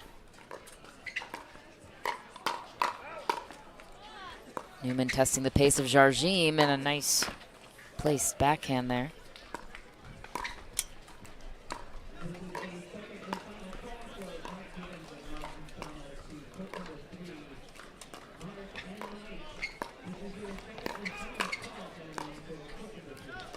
Backside covered by Johns. Another nifty backhand.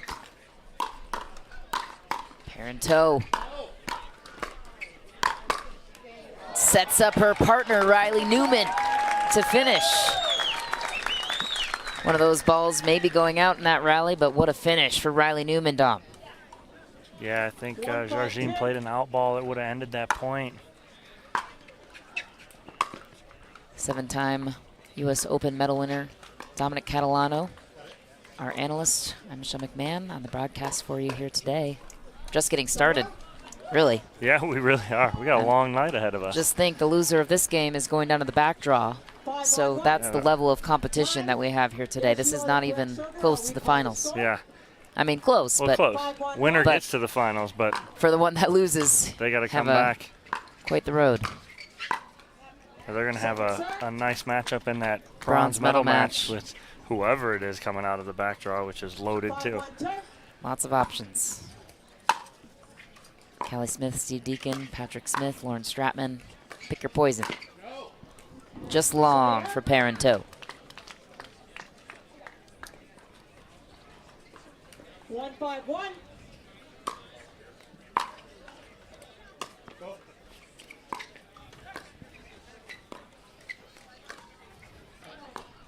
Second serve.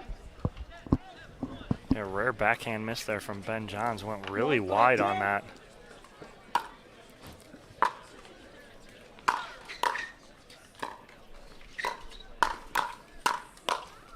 Jarjim countering the power of Riley Newman.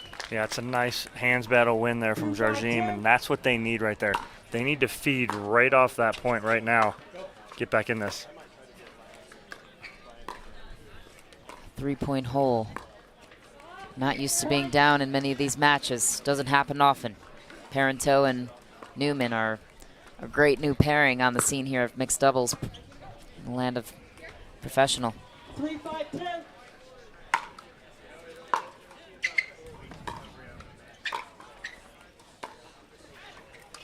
Jarjim so consistent with her drops. A luxury for Ben Johns.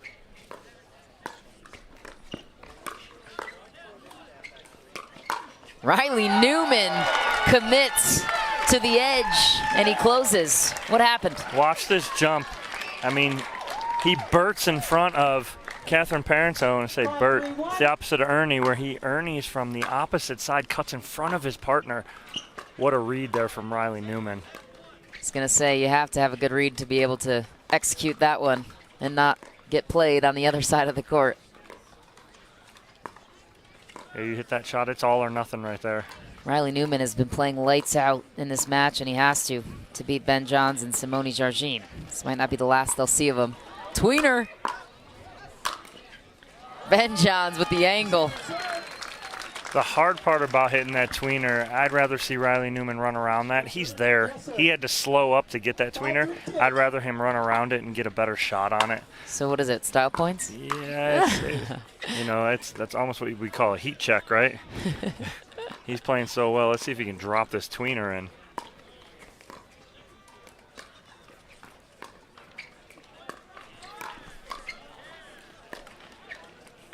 Parento so consistent. Just been a nice anchor for Newman. told me before this he really loves playing with her. She's gets a lot back. She's very consistent.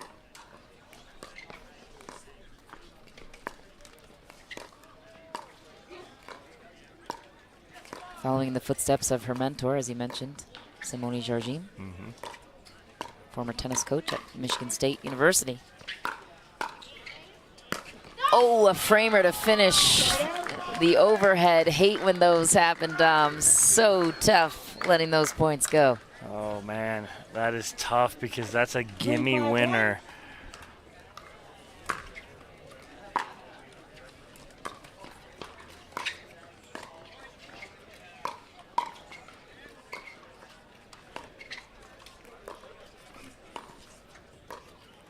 I mean, let's talk about the importance of that shot. They were serving. It was 5-3-2. Yeah. He hits that winner. It's 6-3, and they're still serving. Instead, ball out, side out. They convert on the side out, and now instead of having a 3-point lead and the serve, it's a 1-point lead, and their opponents are on 1. That swing is huge right now. Huge for Simone and Ben. Yeah, it's a game of momentum here. Catherine Parenteau and Riley Newman calling the timeout on their side. And just trying to slow down the momentum of Ben Johns and Simone Jardim. You know they're dangerous when they get a little bit of momentum. So how do they counter that? What was working for Newman and Parenteau prior to this little streak? Yeah, I mean, it was all about Newman just being big in the middle, and he needs to continue to do that. Don't change anything. So you guys are looking at the stats here from game number 1. I mean, look how even we are for the most part. The third shot drops and drives, just a little difference. But, I mean, we're pretty straight up other than the winners from Parenteau and Newman, 9-5. But everything else pretty even.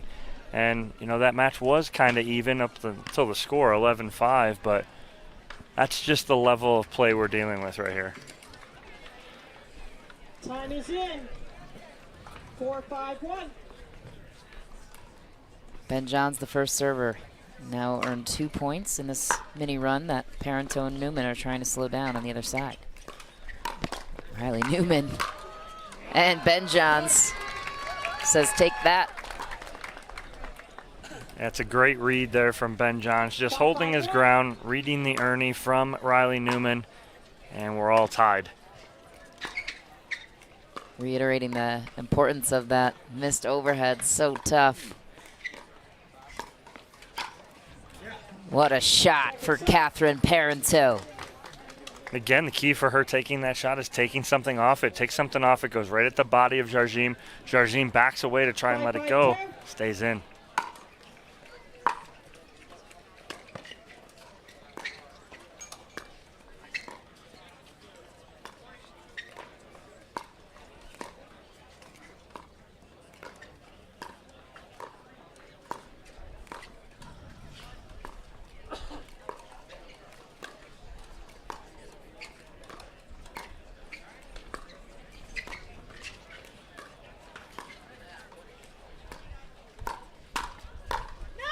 Just long. Jardim and Ben Johns will take the lead for one of the first times in this match. Rare thing to say. Yeah, it really is. They've been down this whole match.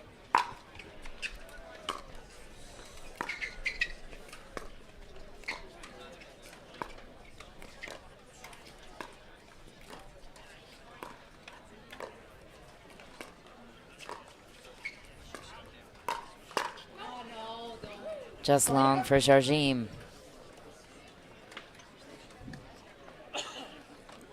Native of Brazil. Can hear a slight accent. And some flair you can see on the court. Oh, yes.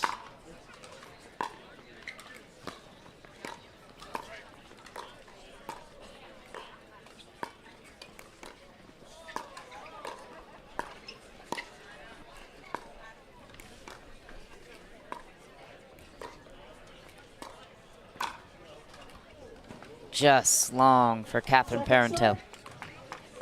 Yeah, that ball was inches out. I mean, literally inches out. That's a tough leave there for Jardim.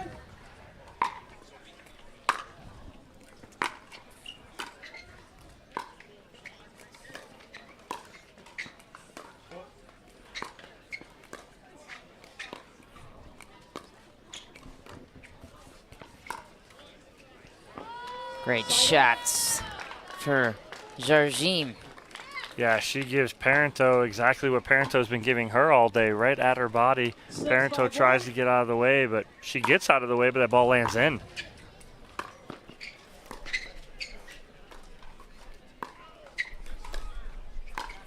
Jarjim, a world-class talent for that reason. Riley Newman gets the hold on the first serve, looking for a second. Can't afford to let up any more big runs. They want to take game 2. Parento steps in with the Ernie. And that's the thing here is that Newman and Parento need to end this in 2. If this goes 3, that means Jarjim and Johns have all that momentum, and then they have all the history behind them of what they do so well. And that'll just be a recipe, not for disaster, but something that they're not going to like very well. They've seemed to have quieted down Riley Newman here in game number 2. He was pretty hot up until that overhead. Yeah, you're exactly right, Michelle. That overhead was a game changer right there. Newman and Parento have not scored since that mistake. Tough to put it all on that, but just a key momentum change.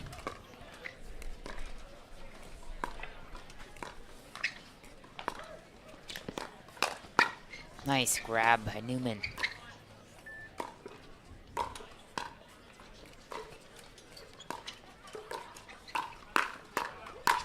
Newman punishing that high ball in the middle.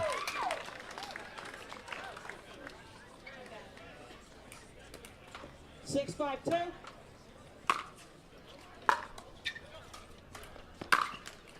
Side out. That's the right choice from Ben Johns to attack that ball. That return was very high, very weak. He has to attack that ball. Unfortunately, doesn't do exactly what he wants with it. Newman and Parento try and answer. Second serve. They just can't get off 5 here. 5-6-2.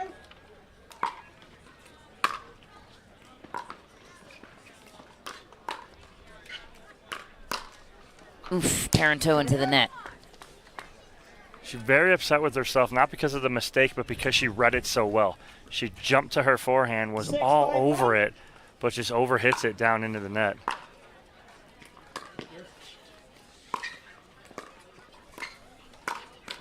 Oof, another same mistake. She's riddled with that one. This is the winner's bracket final for those just joining us. This is game 2 of 3. Parento and Newman took game 1. Right now looks like the momentum's all Jarjim and Johns in game 2. Yeah, all of a sudden that energy of Riley Newman has gone from 100 to about 60 or 50 right now. You're not hearing him. You're not hearing much of anything out of Parento and Newman. Newman with the corner. Right on cue, right? As soon as I say I don't hear anything or see He's like, anything. what'd you say, Dom? Say it again. I can say hear it to you. my face. I'll hit this one right to the corner in honor of you. Here's the forehand Parento was looking for. Not enough, though. Ben Johns. Anything higher than the waist is a punishable offense. I love that. That is great, Michelle. That is a good one. 2 points away for Jarjim and Johns to take game 2.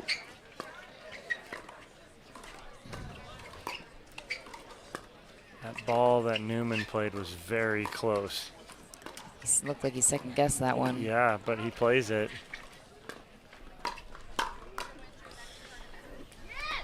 Blocks it wide, and Jarjim and Johns are right there. 1 point away from forcing a third game here in this winner's bracket final. And the winner advances to the gold medal match. Loser drops down to the bronze. Not a terrible place to be, but still not an easy road. And of course, the winner gets the luxury in that finals game. Ben Johns and Simone Jarjim will take game 2, which means We've got a third game right around the corner. Michelle McMahon and Dominic Catalano here with you for the call on that one. We'll step aside for just a moment. Be right back with game 3.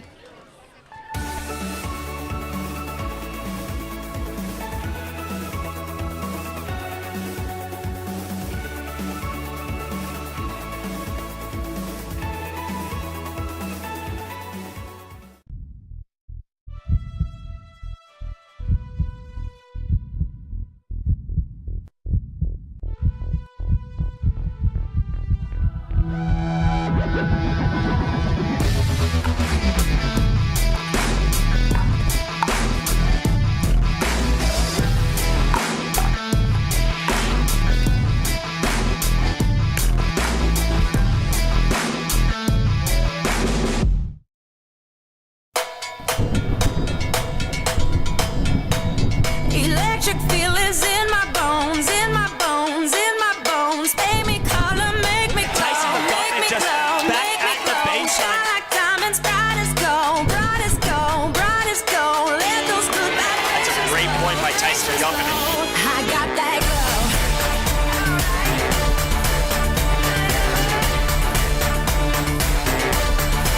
I got that glow.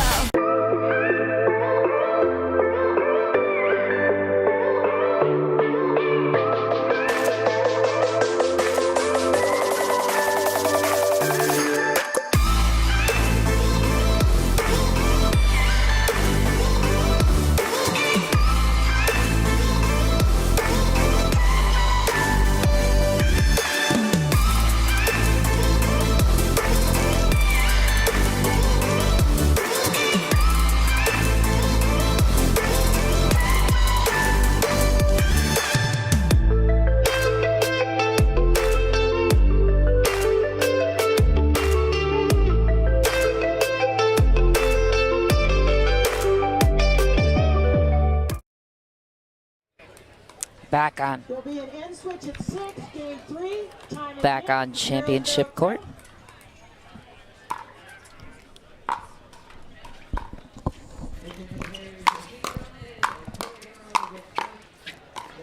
Game 3 is underway.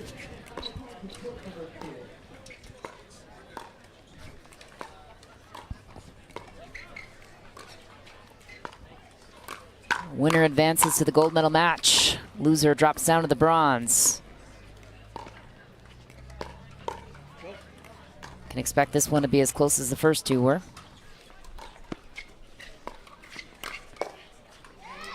What a shot for Ben Johns. Starting off this third game, setting the tone where they left off in game 2. Dangerous duo to be on a roll here, Dom. You said it.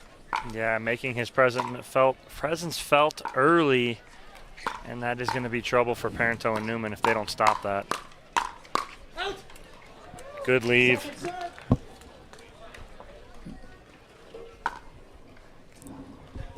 Zero, zero, take.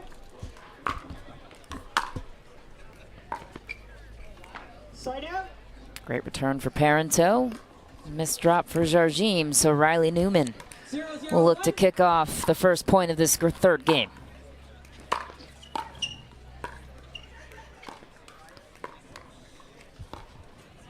One of the best backhands in the game, as you've mentioned, Dom.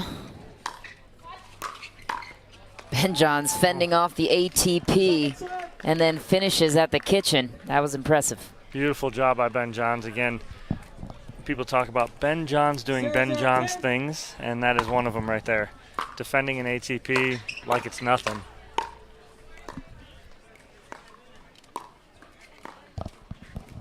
He's effortless.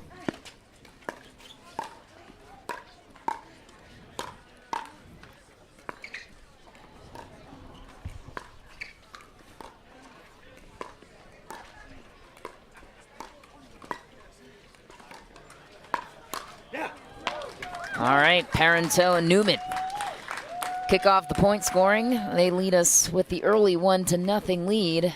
Parento, the second server.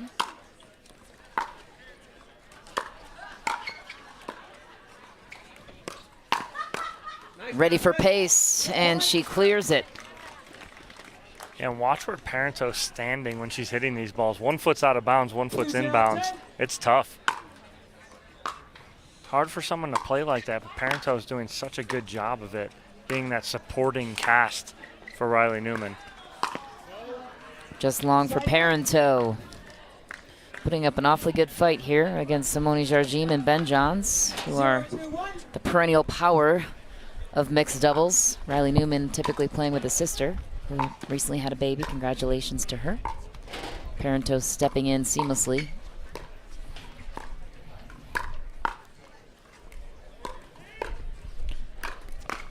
Ooh, a near miss on that overhead coming back to haunt him. Riley Newman, though, finishes it. Absolutely incredible. He almost gets that around the back. So they earn the holds.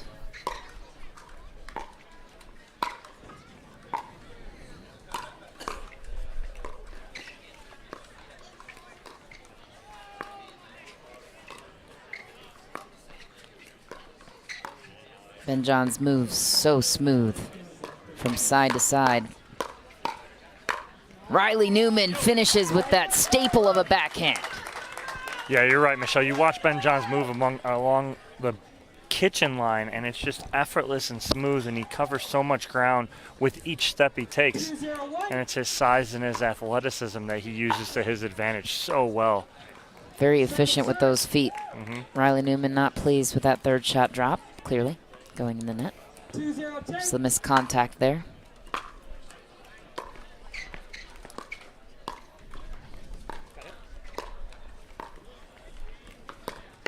This man has 5 sisters.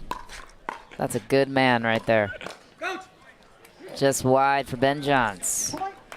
Parenteau and Newman off to the hot start in game 3. 3-0-10. Trying to dethrone the powerhouse duo.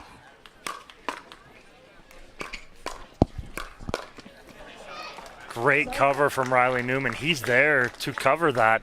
Unfortunately, mishits it. But again, even though it's a mishit and it's not a point, it's a good read.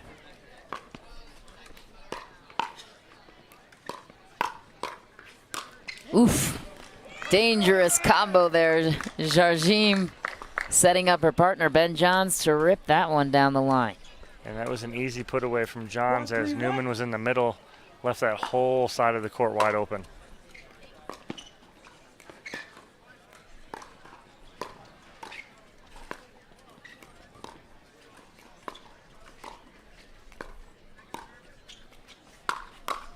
What a grab for Ben Johns. There it is. That exact thing you talked about. Hate to miss that shorty up at the net because that ATP defense was pretty good. Yeah, it's effortless, Michelle. It's so easy for him.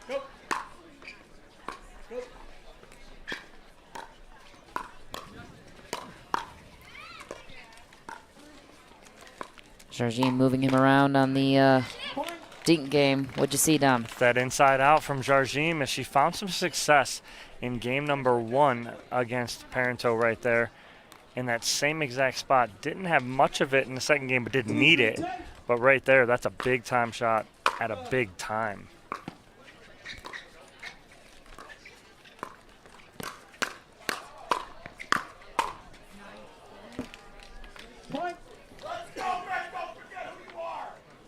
Parenteau and Newman trying to regroup as Jardim and Johns tie us up at 3.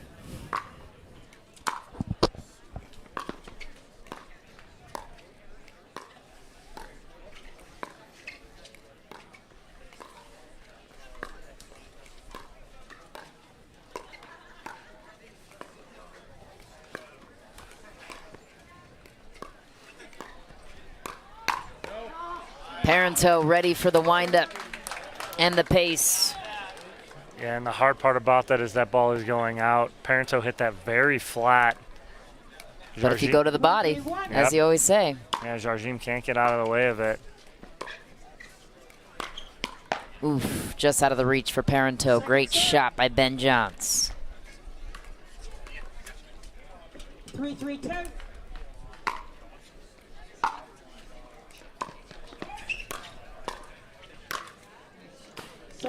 Such a big forehand there from Ben Johns. And again, do you see where he was? He was on the other side He's pushing Jardim completely off the court to take control of that. 3-3-1.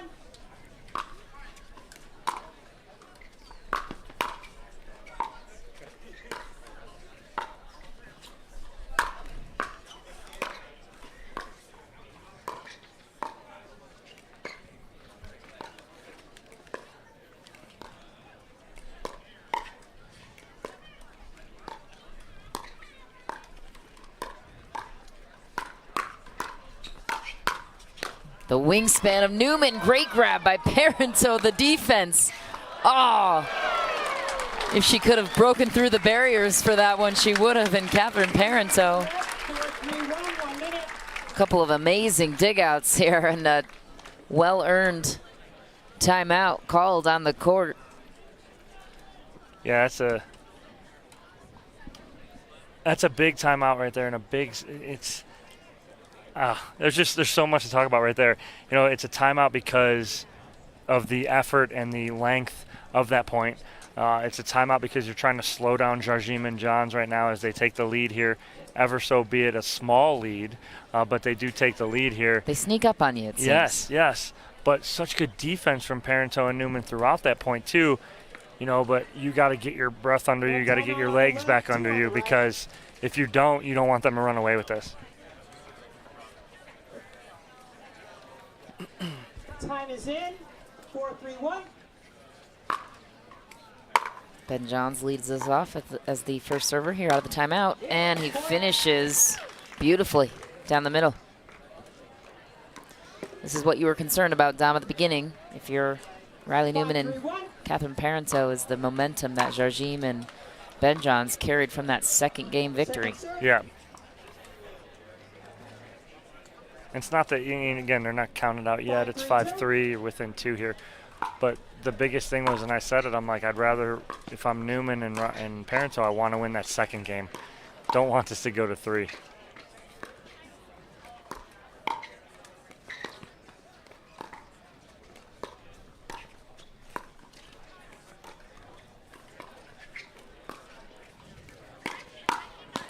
Nice play by Simone Jardim. First to 6, which means they will switch sides and regroup in this timeout. What are you seeing so far that has created the momentum on the side of Jardim and Johns? Ben Johns doing Ben Johns things, and meaning he's being big. He's taking control of the court, taking 80% of the court, covering the middle very well.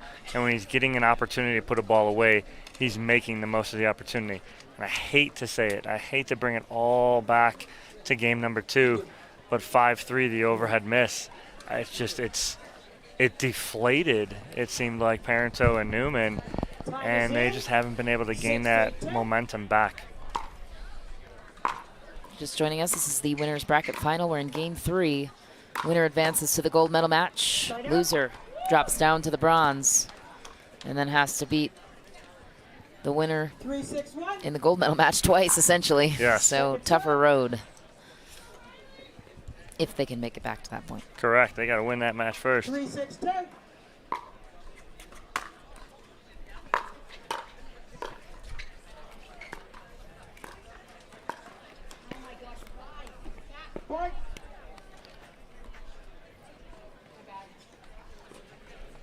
Newman and Parento right there, 2 points back.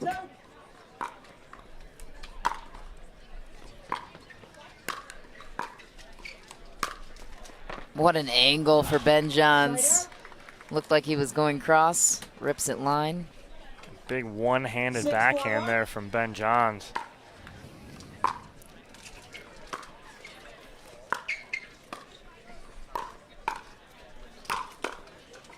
Great defense by Jardim.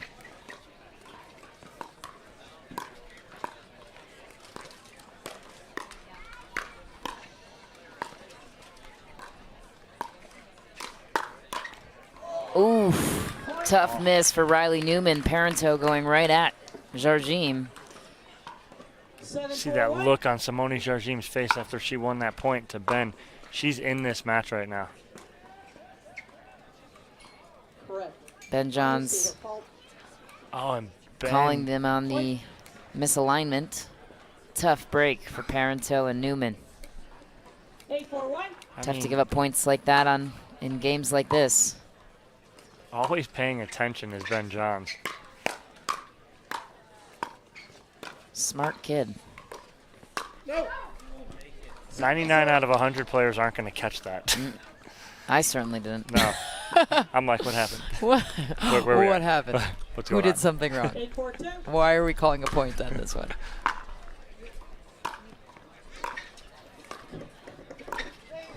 Time, ref, timeout.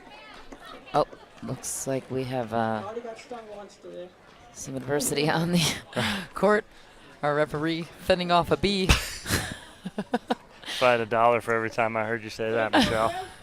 I would not be Jeez, rich. No. That is a rarity right there.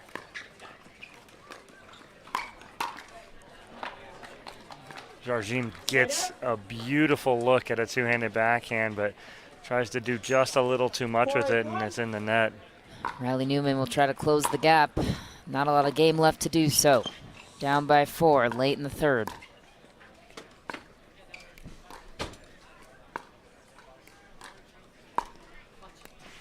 Mentor to mentee. Parento hanging right in there. 5-8-1.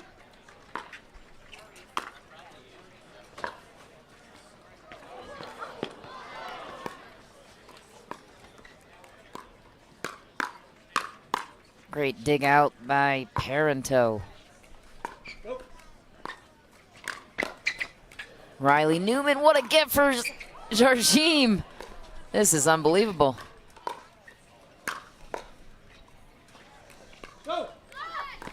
So quick, Parento. There's going to be an eruption here in a second. What a point.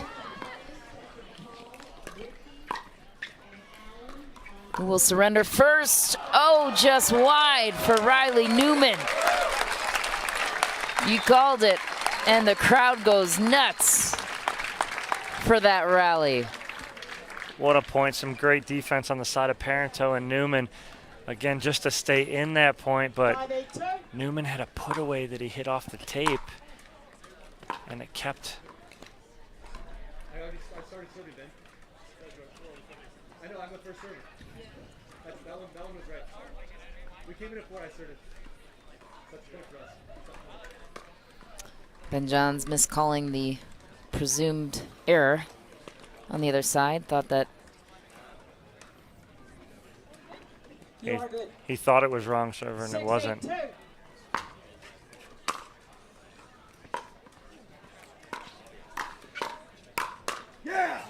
and some momentum created off of that mishap. Parento Newman knocking at the door, down by 1.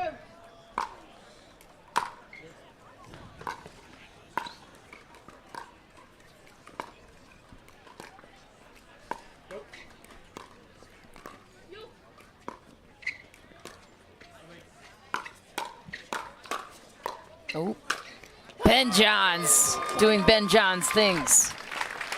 So big, athletic. What an angle. Not many players can hit that shot on that kind of play. Hit it hard and to the angle. Beautiful ball by Ben Johns.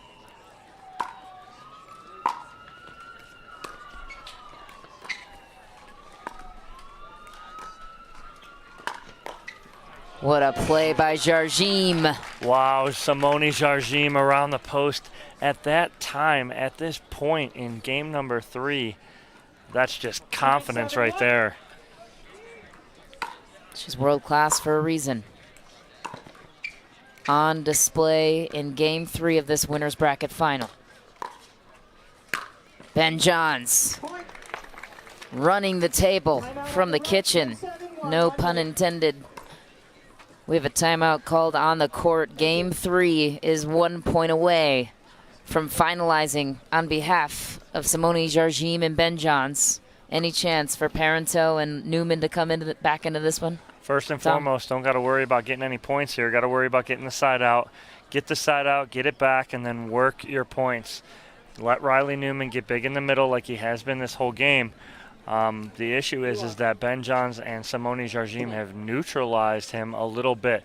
And what happened in game 1 was that Jardim and Johns got sucked into that half-court game where they had Parenteau and Jardim straight up with each other, and they got into that and sucked into that, and they lost that game.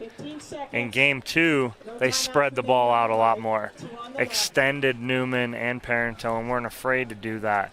And they've done the same thing here. So 2 points away from a victory and a spot in the gold medal match.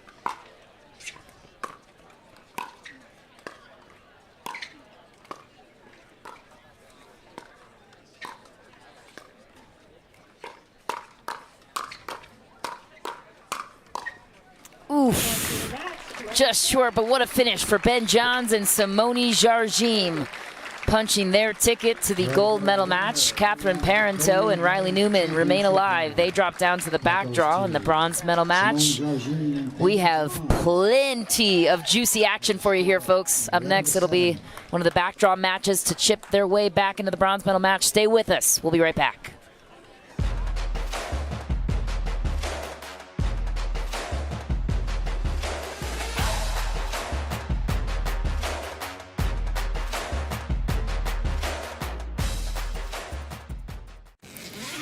Catherine, did you remember to bring everything you need for the tournament? Yep, all the essentials. My lucky paddle. Great. First aid kit. Mm-hmm. Canada's finest. Catherine, did you remember the most important one? Obviously. Just making sure. Oh, shoot. I think I forgot Mr. I didn't forget. Thanks, Coach. Je t'aime, Monsieur Pickle.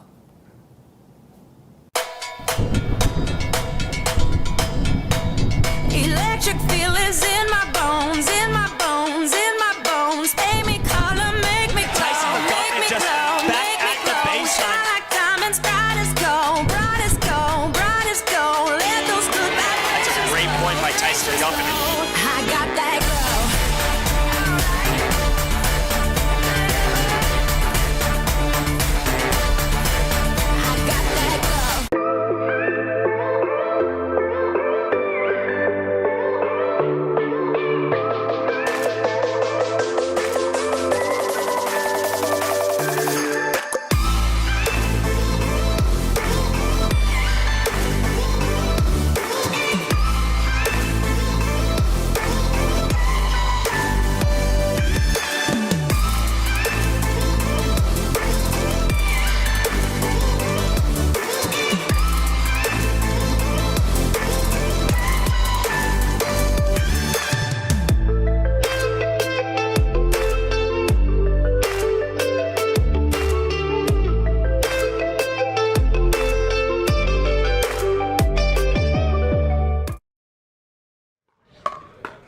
Back here on championship court at the Jigsaw Health Tournament of Champions.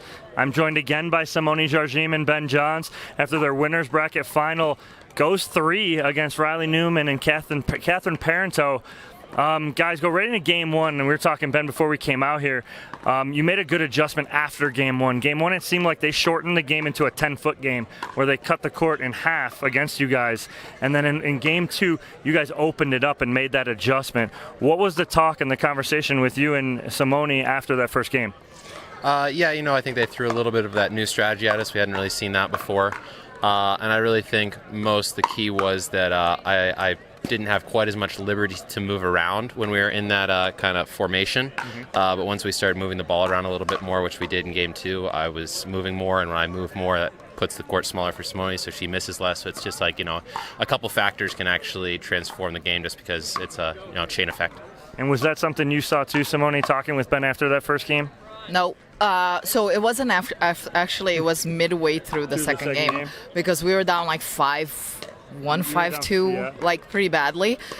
But the thing is that Ben is like, hey, listen, you don't have to stay in the middle or down the line. Like, you can go cross court with Riley, and which again, like he said, it may not give me as many opportunities, but it then handcuff me as much. But then what actually created is that by doing that, it created a few balls for us to attack and gain confidence. And this game is so much of that. So, you know, he just pretty much, he said, like, he gave me the go-ahead to go cross-court. I was like, oh, duh. So, anyways. And then in game 2, huge point, 5-3, they're up. Newman gets a sitter. He frames it, hits it out.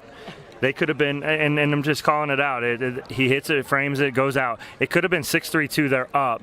Instead, it's 3-5-1, your guys serve. From that moment on, it seemed like you guys went on a run throughout the second game and then in through the third game. Did you notice that? Do you remember that point, Ben, when that happened? I don't remember the score, but I do remember the shank overhead, and, you know, the freebies can really cost you games, as we've experienced before ourselves. So who's to say what point it really was, but that certainly could have been a momentum shifter, no doubt. All right, well, another ball. They're trying to hit us over here. All right, well, congratulations, guys, in the gold medal match. No stranger to that. Go get a break, relax, take a load off, get some Jigsaw in you. We're going to take a break. When we come back, we'll be back here on Championship Court at the Jigsaw Health Tournament of Champions.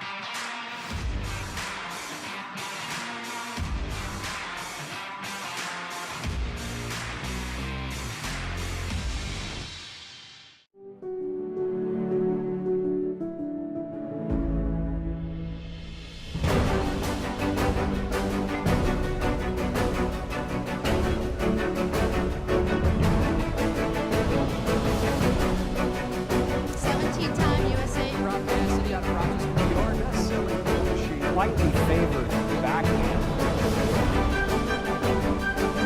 But hand-eye coordination.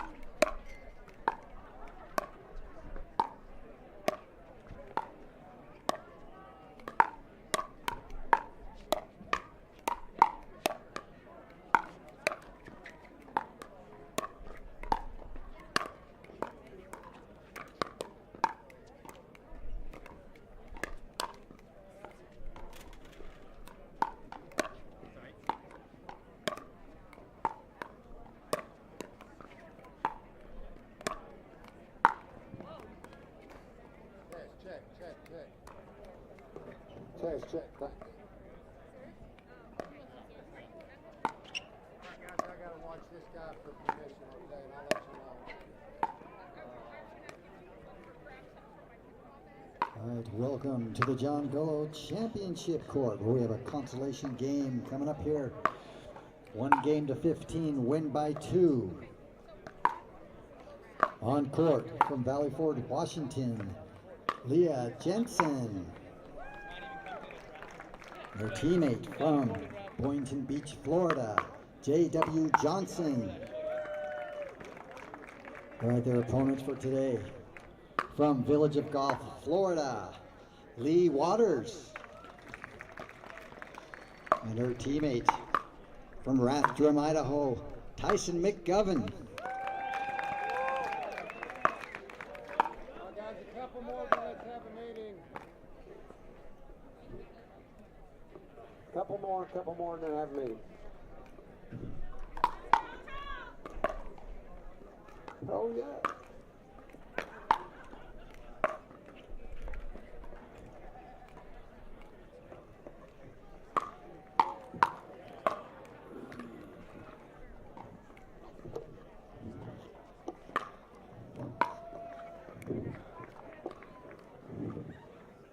JW, call a 1 or 2, please. He says 1. It is a 1. They want to receive. Tyson, which side do you want? They're going to start on that side. You're serving as well. This one's yours, yeah? Any questions? 1 to 15, win by 2, 2 timeouts, guys. Any questions? I guess that's it.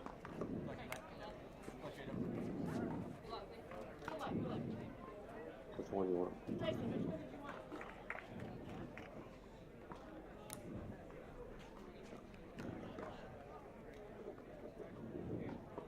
Thank you. Appreciate it. You ready? Booth? I'm right here. So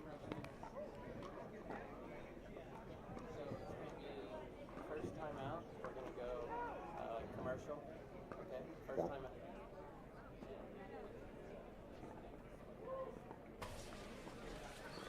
Back on championship court here for the Tournament of Champions. We are in the backdrop for the Pro Mixed Doubles. We're going to wait on these guys. And it's a beefy backdrop, if I do say so myself. We have on this match 1 game to 15. It's Tyson McGuffin and his partner, Lee Waters, in the yellow t-shirt against Leah Jansen and J.W. Johnson in the mint green top. Right, guys, J.W. Johnson, by the way, the story Time of in. the singles. 0-0-2. Took down Ben Johns and Tyson McGuffin earlier this tournament. And we are off and running. Lee Waters kicks off the serve. McGuffin going right to the body of J.W. Johnson. Michelle McMahon and Dave Fleming 1-0-2. on the broadcast for you with this one. A beautiful setting here in Brigham City, Utah. Surrounded by mountains. You can't see on the broadcast, but there. Side out. What's up, everybody? Hanging out with the senior pros. 0-1-1.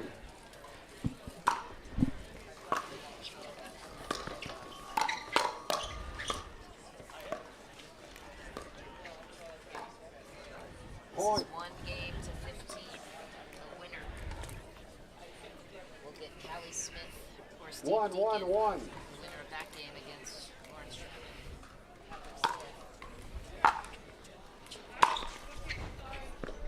Point.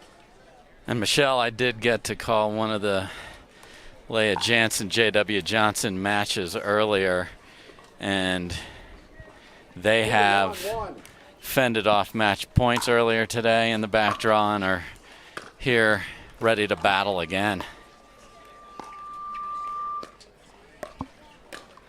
Not even into the medal match. No. If they win this one, which is some steep. That's why it says Tournament of Champions on the end there. 3-1-1.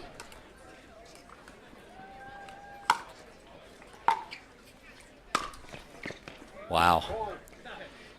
J.W. Johnson, I was just saying, Dave, the talk of the Utah town in singles took down Ben Johns and Tyson McGuffin to take gold in the singles just 18 years old, relatively new to the sport, and making quite an entrance. Has a pickleball background. As soon as his family moved down to Florida, they took on pickleball, and they've been coasting since. And Tyson and Lee would like the balls to stop hitting the net and staying in as well with this phenom.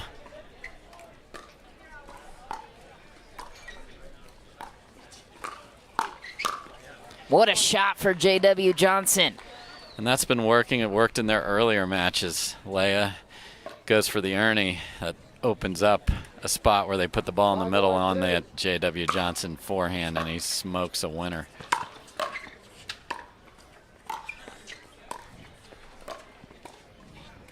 Hesitation in the middle from J.W., creating a traffic jam there for Leia Johnson. Tyson McGuffin takes the serve, trying to chip their way back into this early deficit. Lee Waters says Tyson is an incredible partner. Yeah, this is a team that enjoys playing together. Tyson's a very supportive partner. Now he's got a supporter with making that forehand.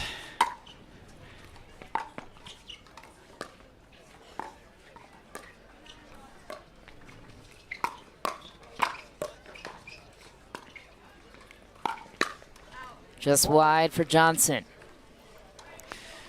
And as we saw in the women's doubles, Lee Waters is not afraid to attack anybody at any time. Great rip down the line.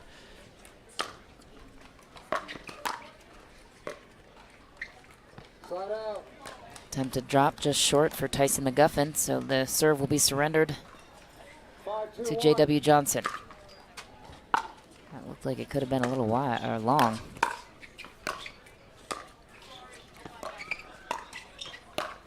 What a play for Tyson McGuffin. That big forehand you were looking for earlier, Dave. Yes, great pressure. Again, when you think you're not sure if that was in or not, to just compose yourself in the middle of the point. Well done. Once again, if you're just joining us, this is a backdraw matchup. 1 game to 15. Survive and advance, lose and go home. And we're not even close to the medal matches quite yet. Still another one after this one to get to the bronze medal game, but it's been one heck of a tournament, stacked with talent, showing how far the sport has come. Just a miss there for Lee Waters. 2-5-2.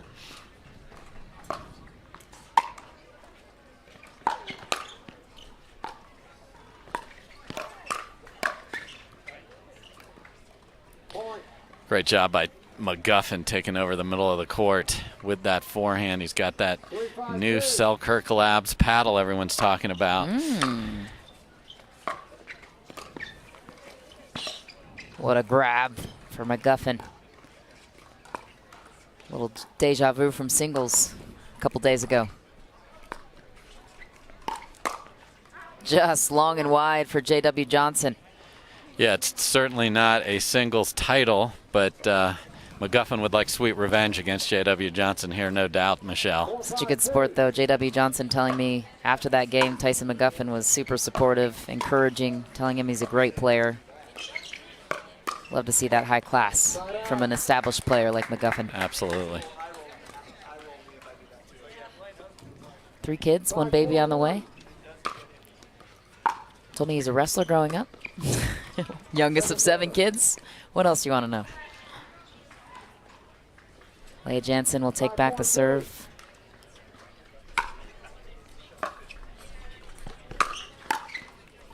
Tough miss for Waters. Johnson and Jansen are going to drive balls that anything that they can drive, they will do it. It's their game. Jansen also a standout singles player. You'll see her on Saturday.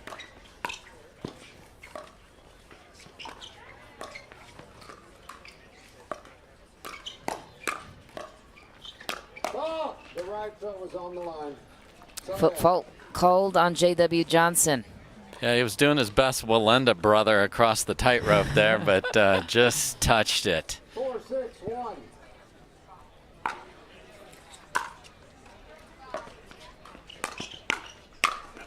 What a play for J.W. Johnson. Second server. Waters and McGuffin trying to chip their way back, make it even, down by 2.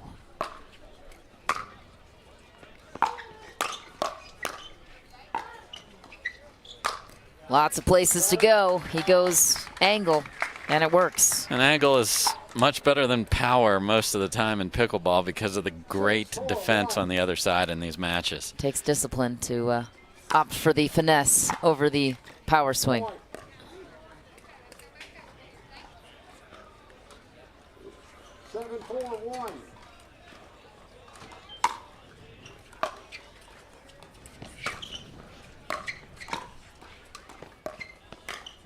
McGuffin playing the angles, and it works. Yeah, you also have Leah Jansen and McGuffin training partners. They know each other very, very well.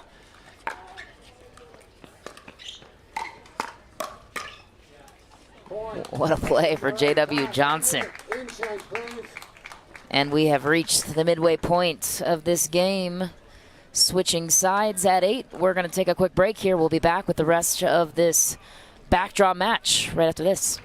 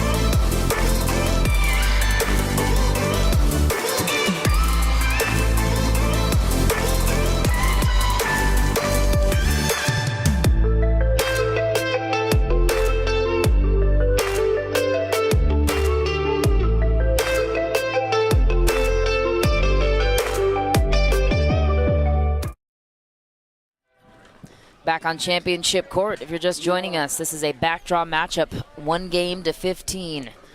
And an incredible matchup it is. Tyson McGuffin, his partner Lee Waters, looking to counter Leah Jansen and J.W. Johnson, currently with the 8-4 edge. Winner advances, loser goes home. Yeah, the sorry there from Jansen, she had a sitter to put away. The net was still her friend, though.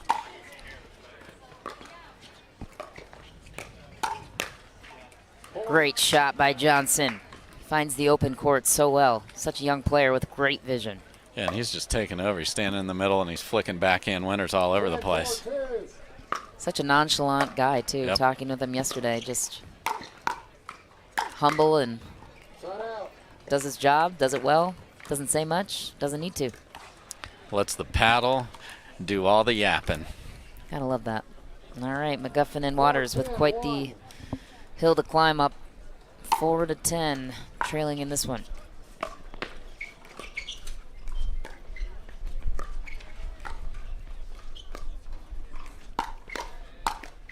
Waters picks up the pace, falling short. The finish. Yeah, nice job by Jansen being ready for that attack.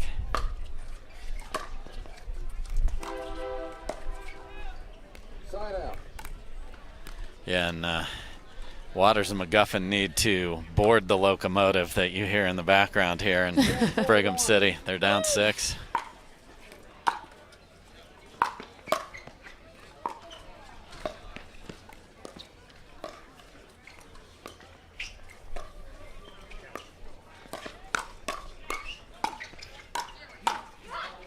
Just long for Waters. Yeah, the Jansen inside-out volley might have been wide, and Lee Waters got a good swing at that, but way too much on it.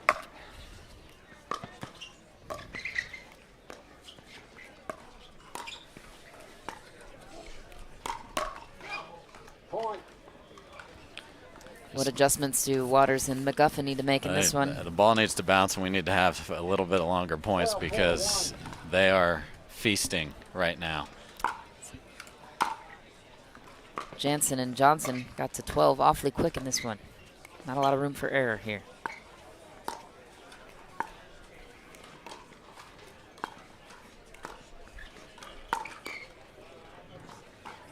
Nice attack for Lee Waters.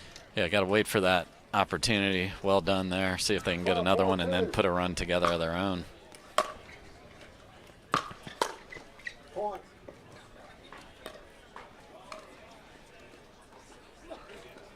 Thirteen, 4-2.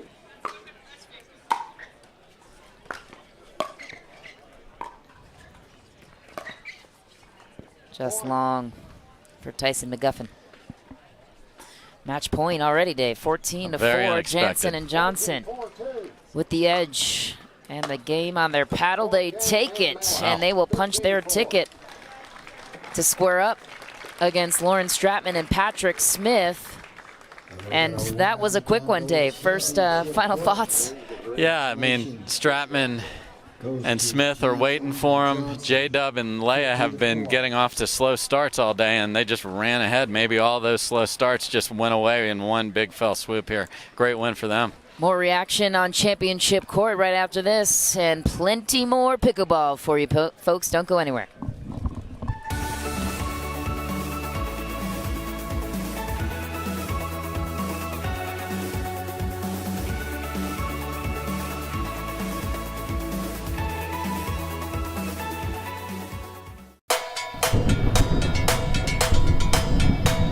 Electric feel is in my bones, in my bones, in my bones. Make me color, make me glow, make me glow, make me glow. Shine like diamonds, bright as gold, bright as gold, bright as gold. Let those blue lights. That's a great point by Tyson McGuffin. I got that glow. I got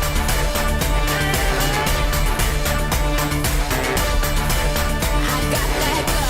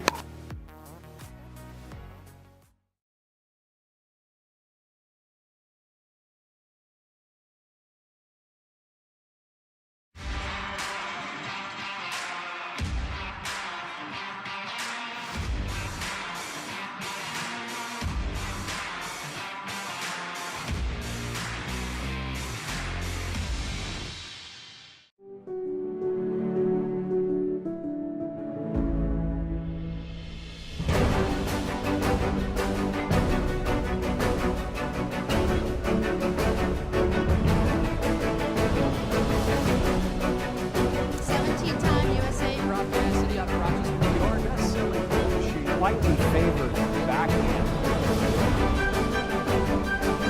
With hand-eye coordination.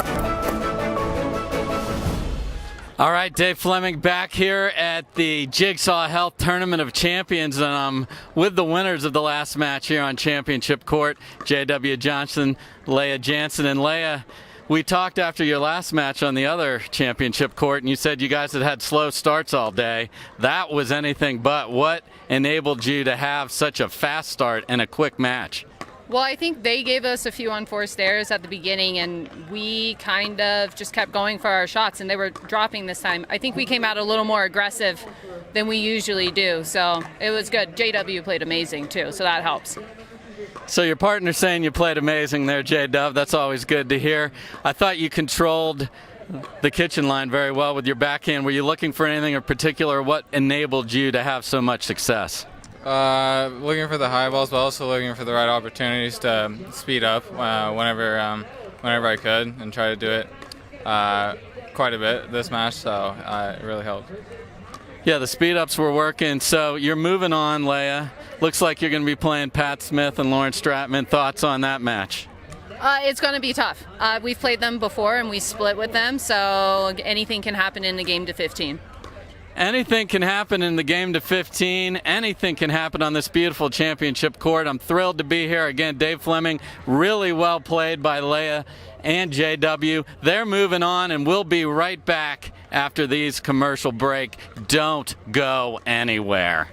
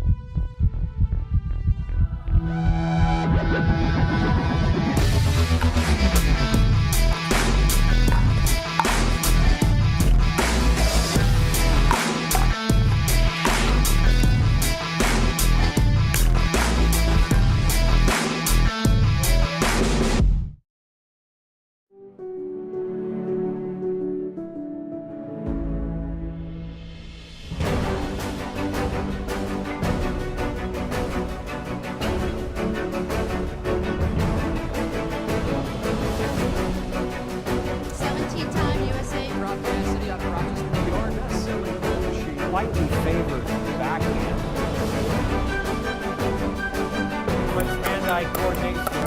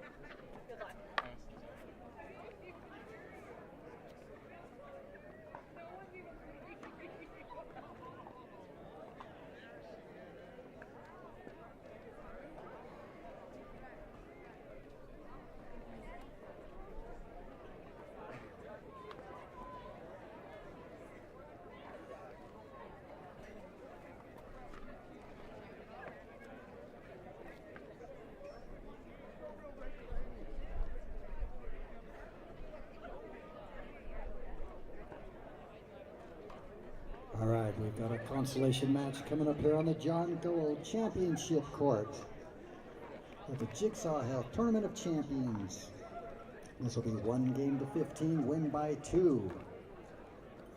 On court from Santa Barbara, California, Lauren Stratman. And her teammate from Wichita, Kansas, Patrick Smith. And their opponents for today from Valley Ford, Washington, Leah Jansen. And her teammate from Boynton Beach, Florida, J.W. Johnson. Welcome back to Brigham City. The Tournament of Champions is underway. Michelle McMahon and top senior pro Dave Fleming here with you. This is another backdraw matchup, 1 game to 15 to play in for the bronze medal match. We have Patrick Smith in the white and his partner Lauren Stratman in the purple leading off the serve against Leah Jansen and J.W. Johnson. First shot goes wide. Yeah, about 10 feet deep. Sorry, long, not wide. That was off the paddle of Patrick Smith there. Too much German power behind that one.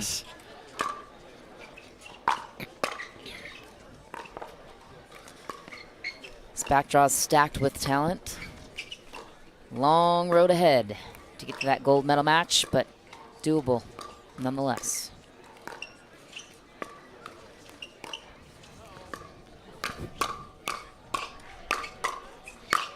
J.W. Johnson, 18 years old, commanding the offense right away. Yeah, and he did it in the last match when they won in like 15 minutes against Tyson McGuffin and Lee Waters, and he's right back to the same pattern. Asked him how he and Leah got connected to be partners. They were just hitting around in one of the tournaments, just met, dinking. Asked if he wanted to play with her. And the rest is history. What a play for Patrick Smith on the Ernie. So one of the more athletic players who uses that length, the reach, the athleticism. You'll see him do that throughout the match. 37 years old, doesn't look it, doesn't play it. Lawrence Stratman, 27 years old, out of Santa Barbara, California, will take us back to serve.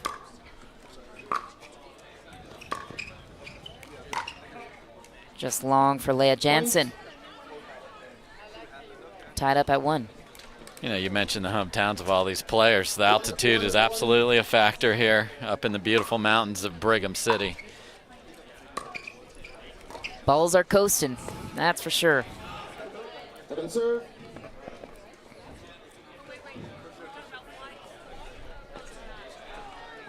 Patrick Smith, the second server. 1-2.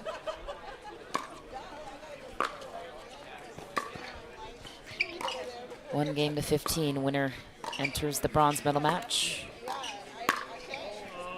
Went for it, just wide. And that's a ball Pat Smith is not going to miss very often. Just sitting there on his paddle. Rips it wide. Second serve. No rhythm so far. The 2 points are bad errors and a bunch of balls in the net so far. On the referee call, you'll hear Derek Prince, our USA Pickleball referee for today. Many thanks to him and all the referees here today. Long night for them last night. Patrick Smith owning that middle forehand. Yeah, and J.W. Johnson tried that little flick. 1-1-1. The disguise did not work. Another long ball for Lauren Stratman.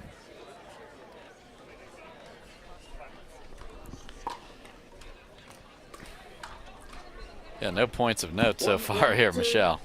A little bit choppy.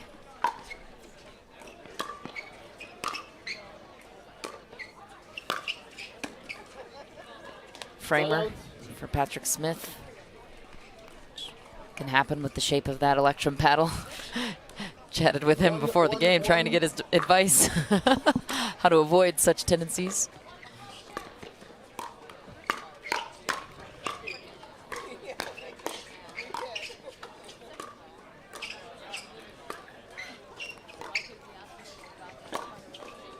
Attempted ATP, that ball was called wide, I believe. So Derek Prince confirms that it was short. That's the rare call that you get when an ATP doesn't quite make it to the line.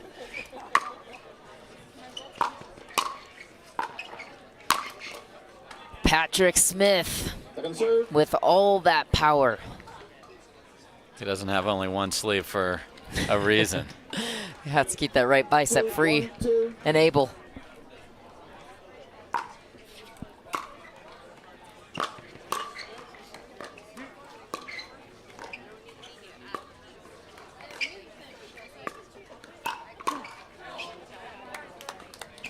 Right to the body by Leah Jansen. Yeah, great attack. You got to keep him honest there. 3-1-2.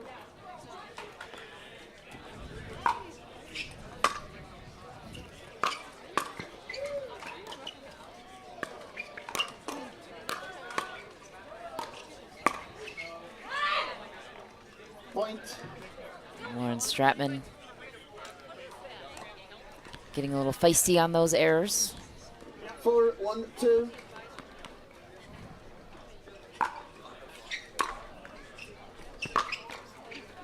Side out.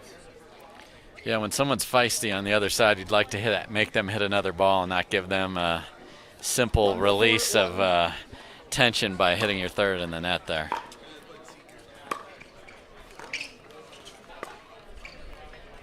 Second serve.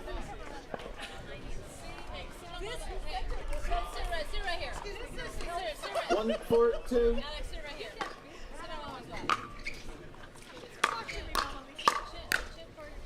Point.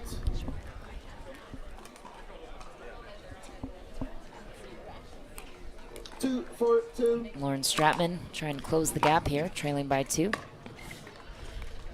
Side out. Boy, that sat on top of the net and waved at the crowd and then fell on Pat Smith and Lauren Stratman's side. So again, just no rhythm to this so far. J.W. Johnson told me before these games that it's pretty tough to hit a drop shot, and he credited a lot of that due to the altitude of just changing up what they're used to. A lot goes wide, long, and tough to hit the drop shots.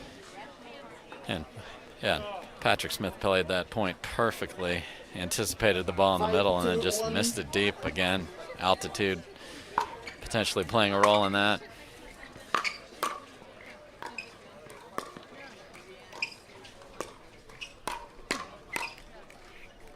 Second serve. Jansen went inside out on Patrick Smith earlier and got that. He was ready for that one. She was not ready for the reply there, so nice logging that in the brain there by Patrick Smith.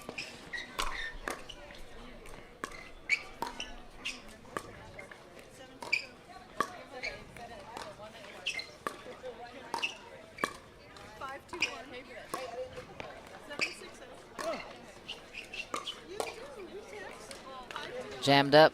Well done by J.W. Johnson. Yeah, stepped around the backhand and had Stratman retreating. It's a young man playing with a ton of confidence right now, Michelle, and he sees the ball and he's being precise with his attacks. After he took gold in singles, I asked him, do you expect that kind of performance out of yourself? He just kind of smiled and said, I thought I'd do better than the last time I played, but not that well. Humble kid. And he's extremely talented. Continues to bring the heat. 7-2-2.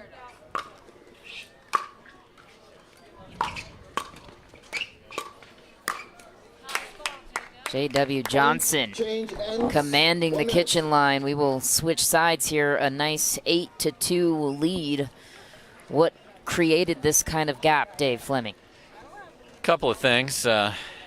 Just errors, quite frankly, by Pat Smith and Lauren Stratman when they had opportunities. And now you've got Jansen and Johnson confident. You've got Johnson on the last couple points hitting winners set up by them driving the ball. Stratman and Smith just have got to get to the kitchen line and play some points, feel the ball for a while. They're missing the ball deep. They're missing wide. They have not hit 2/3 in a row consecutively.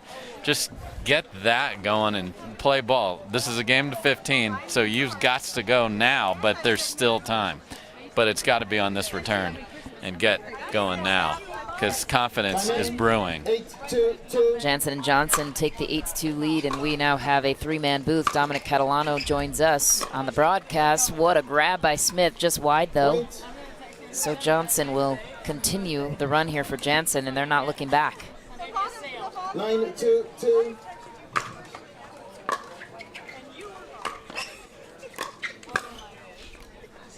Side out. Yeah, desperately needed side out there. So can they put a run of 2 or 3 points in and get back into this?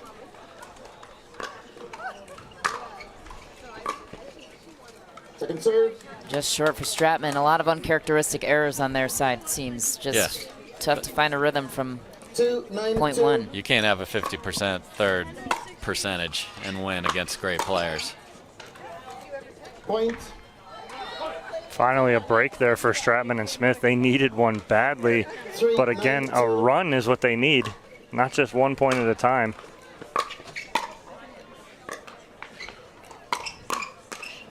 What a play for Patrick Smith. Point.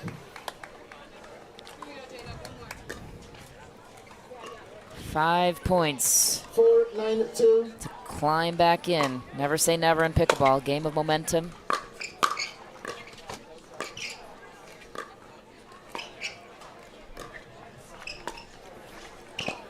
Oof. Close. Little net roller. Yeah, and that sort of is an analogy of this match. The one before rolled on the Smith and Stratman side. 5-9-2. That one stayed on the Johnson and Jansen side.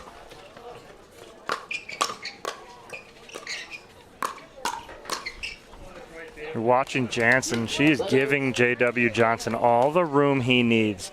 She is being a great partner right now. That right foot on that sideline, giving Johnson 70% of the court. Point. Tough miss. Patrick Smith, the winner of this 1 game to 15, will advance to square off against Catherine Parenteau and Riley Newman. Another amazing match in the bronze medal match. Loser will be eliminated. Lots at stake, just wide for Lauren Stratman. Yeah, and this Receiving team 11-5-1, 1 minute. Yeah, and this is a team that wants to shake and bake, that wants J-Dub to take over the middle. And as we've talked about, they have had multiple bad starts, multiple match points saved against Rob Nunnery and Vivian David. And yet here they are with a sizable lead to get into a bronze medal match. And I think that just shows you how fine these matches can change in an instant. You get over one hump and suddenly you've got the confidence, you're playing better, and you can just see it. You can just see it. I mean, they just ran over Tyson McGuffin and Lee Waters, and that is continuing right here. 4 points to seal a victory and advance to the bronze medal match with a chance to advance to the gold. What a play for J.W. Johnson. Yeah, that kid is just taking over right now. He's oozing with confidence. Emotionally, no, but physically, yes. Some players just don't need the emotionality of it. Clearly, he's won. What a play for Smith. Good grab.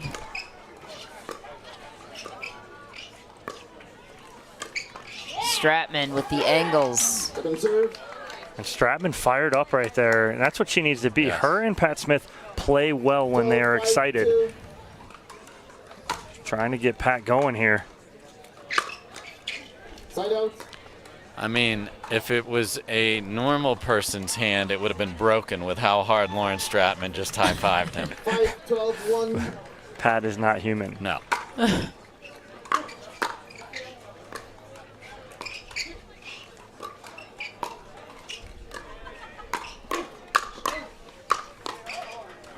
Great hands by Smith. JW just too good. And just able to manipulate his wrist to find the angle with the paddle face so intelligently. So down the line and then inside out and arc that paddle back to the backhand side. Well played.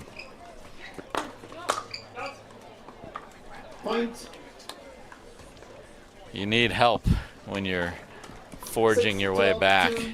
That drive was going to hit the fence.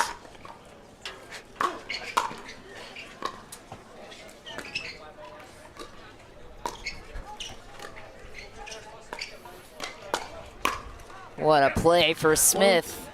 And a little run has been created. J-Dub trying to catch that ball with his hand? Yes. Almost stuck it, too. I know. It's like a pitcher that tries to grab it with a bare hand. You just can't help yourself. You're that athletic. You're that athletic. He did grow up playing some baseball, he told me. Probably his next favorite sport. It's pickleball. Translates well. Just not effectively in the sport. No. Yeah, not right now. No, if he comes out with a glove, we're going to talk to somebody. I won't. I'd love it. Baseball. 12-7-1.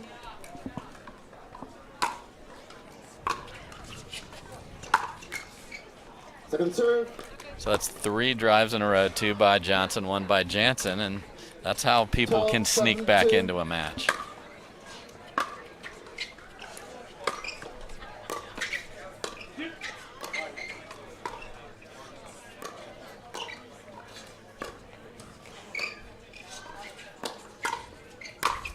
Smith. Oh, just long, biting his paddle in frustration. Yikes, that is a closing point. Hate to see it. That is these points and the timing of these points today. I just go back to the Riley Newman overhead. And now it's 2. And the Electrum Buffet. Yeah, you snowball 2 points, and now it's game point. Match point for J.W. Johnson, Leah Jansen. Jensen, excuse me. Nope, Jansen. Too many J's. Something like that. Jansen, Johnson, I think they make baby powder too. Johnson and Johnson and Johns.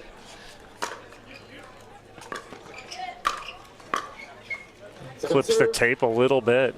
But the ability to flick that off your backhand with pace and just well done by the youngster.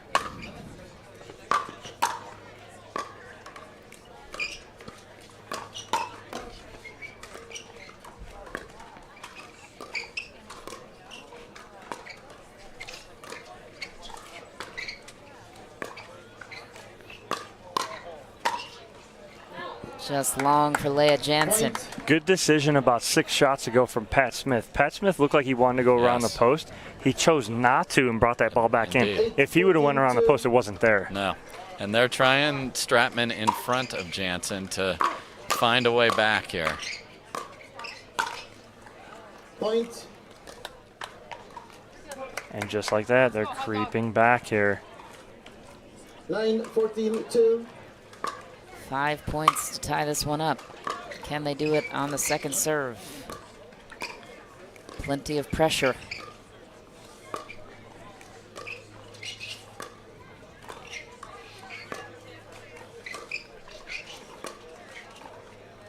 Just short for Stratman. And I like the way that that does neutralize Johnson to some degree, and then Timeout. Receiving team 14. Stratman, of course, at that point's got to make that dink. So good timeout to refocus and decide, do we want to do that here as we return? Where do we want to return? We have to have 2 holds, obviously, or our tournament is over. All right, and I'm going to avoid the young Johnson as much as possible here. You know, if you're going to get beat, make Jansen beat you. Simple as that. Nothing personal. But again, I'm just going to avoid him as much as possible, because if there's anyone playing as well as we've seen all week here, it's J.W. Johnson. He really is creating quite the entrance on the scene for himself. Young 18-year-old player putting himself on the map earlier this tournament, taking down Ben Johns and Tyson McGuffin, doing it with Ben Johns' paddle, no less. You can see there's a lot of emotion, like we talked about. If they can get over the hump here and get the ball back. Match point once again. J.W. Johnson looking to close in. Just wide for Leah Jansen, and we have another chance on the side of Stratman. Great leave from Pat Smith. He is known to play those because he wants to put it away with an exclamation point. But our exclamation point before turned into a question mark when it went deep.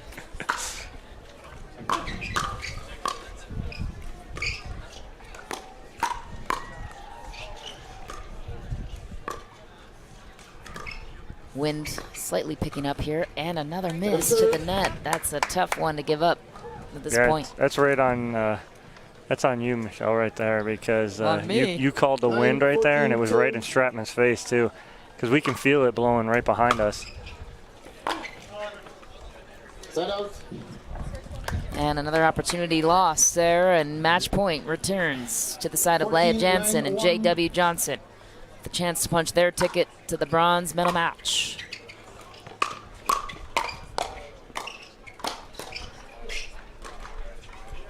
Stratman and Smith not making things easy. They fend off one serve. Can they do it again? And they're playing to go for it, so they're not playing timid. You know, when you're down, sometimes that's the best way to play. No room for error. And it's long for J.W. Johnson. Another chance. Oh my, that is just gutsy from Lawrence Stratman, leaving that ball go. But the right decision. Altitude.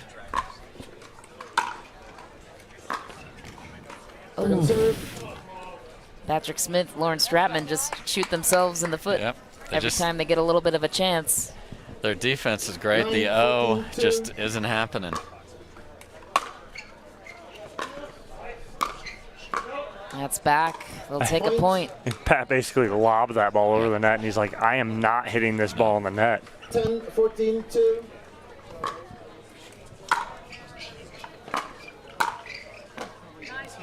Great ball by Leah Jansen. Problem is that is you don't hit as precise a drive like he did there. Left it up. Jansen, one of the best volleyers in the women's game. 14-10-1. And they have another chance.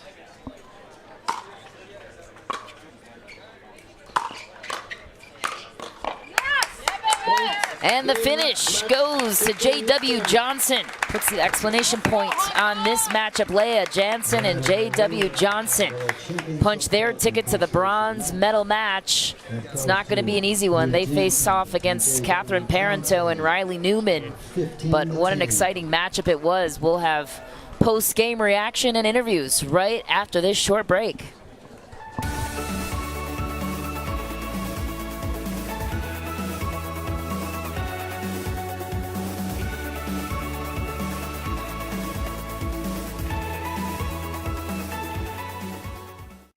I used to drink a lot of sport drinks high in sugar. I used to get nauseous on court, and at one point I was like, there must be something out there that I can use differently or I can do differently. For the first time I tried the Electrolyte Supreme, I was able to last throughout the whole day. I did not feel nauseous or feel heavy, and I really liked the flavor. Then I looked at the ingredients on the list and it said no sugar, so that was very attractive for me. No more sugary sport drinks for me.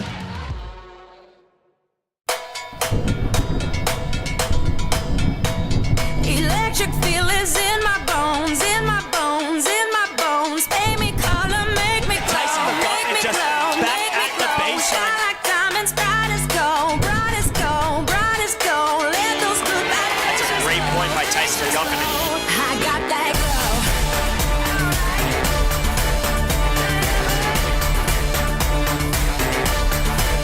I got that glow.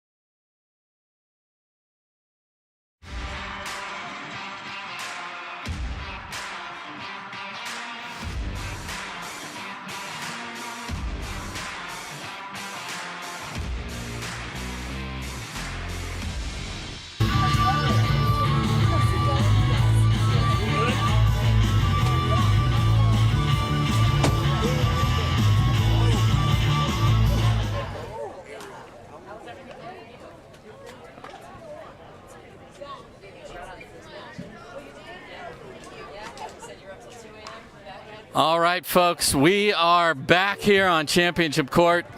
Dave Fleming here with the winners, Leah Jansen, J.W. Johnson, moving on to the bronze medal match. And J.W., what was the difference in that match against two very talented players? This time we just had to be a little more patient. They both had very good hands, and we just had to be very patient, try not to speed up too much, just pick our times to do it, and it worked. So it certainly did work. And Leah, I know we've talked a lot about the mental part of this game. Viewers may not know that you guys have fended off match points down in the back draw today. What has enabled you to stay focused and get all the way now here? You're going to be playing in a medal match in about an hour. I just think we're a team, and throughout the day, we started slow and we couldn't find our groove, but he stuck with me, and we kind of, as a team, got it going together. So I think it's the fact that we trust each other and we're able to ebb and flow off of each other. So next up, you've got a very talented team in Riley Newman and Catherine Parenteau. What's the plan there, and what do you think that match is going to look like? That's going to be a grind. They got some of the best defense in the game, so it's going to be like 5, 6, 7 shots to put the ball away. So we just have to be physically and mentally ready for a tough one. So we're going to have an awesome bronze medal match between these two and Catherine Parenteau and Riley Newman. So folks, here's the deal. We are going to be switching over to ESPN Plus in about an hour. So find us on ESPN Plus for all of the medal matches. Leah Jansen and J.W. Johnson has earned the right to play on ESPN Plus today. So I'm Dave Fleming. Come back. We're going to cut the stream here, and we'll be back in an hour. Come see us then. Thanks so much for watching the Jigsaw Health Tournament of Champions.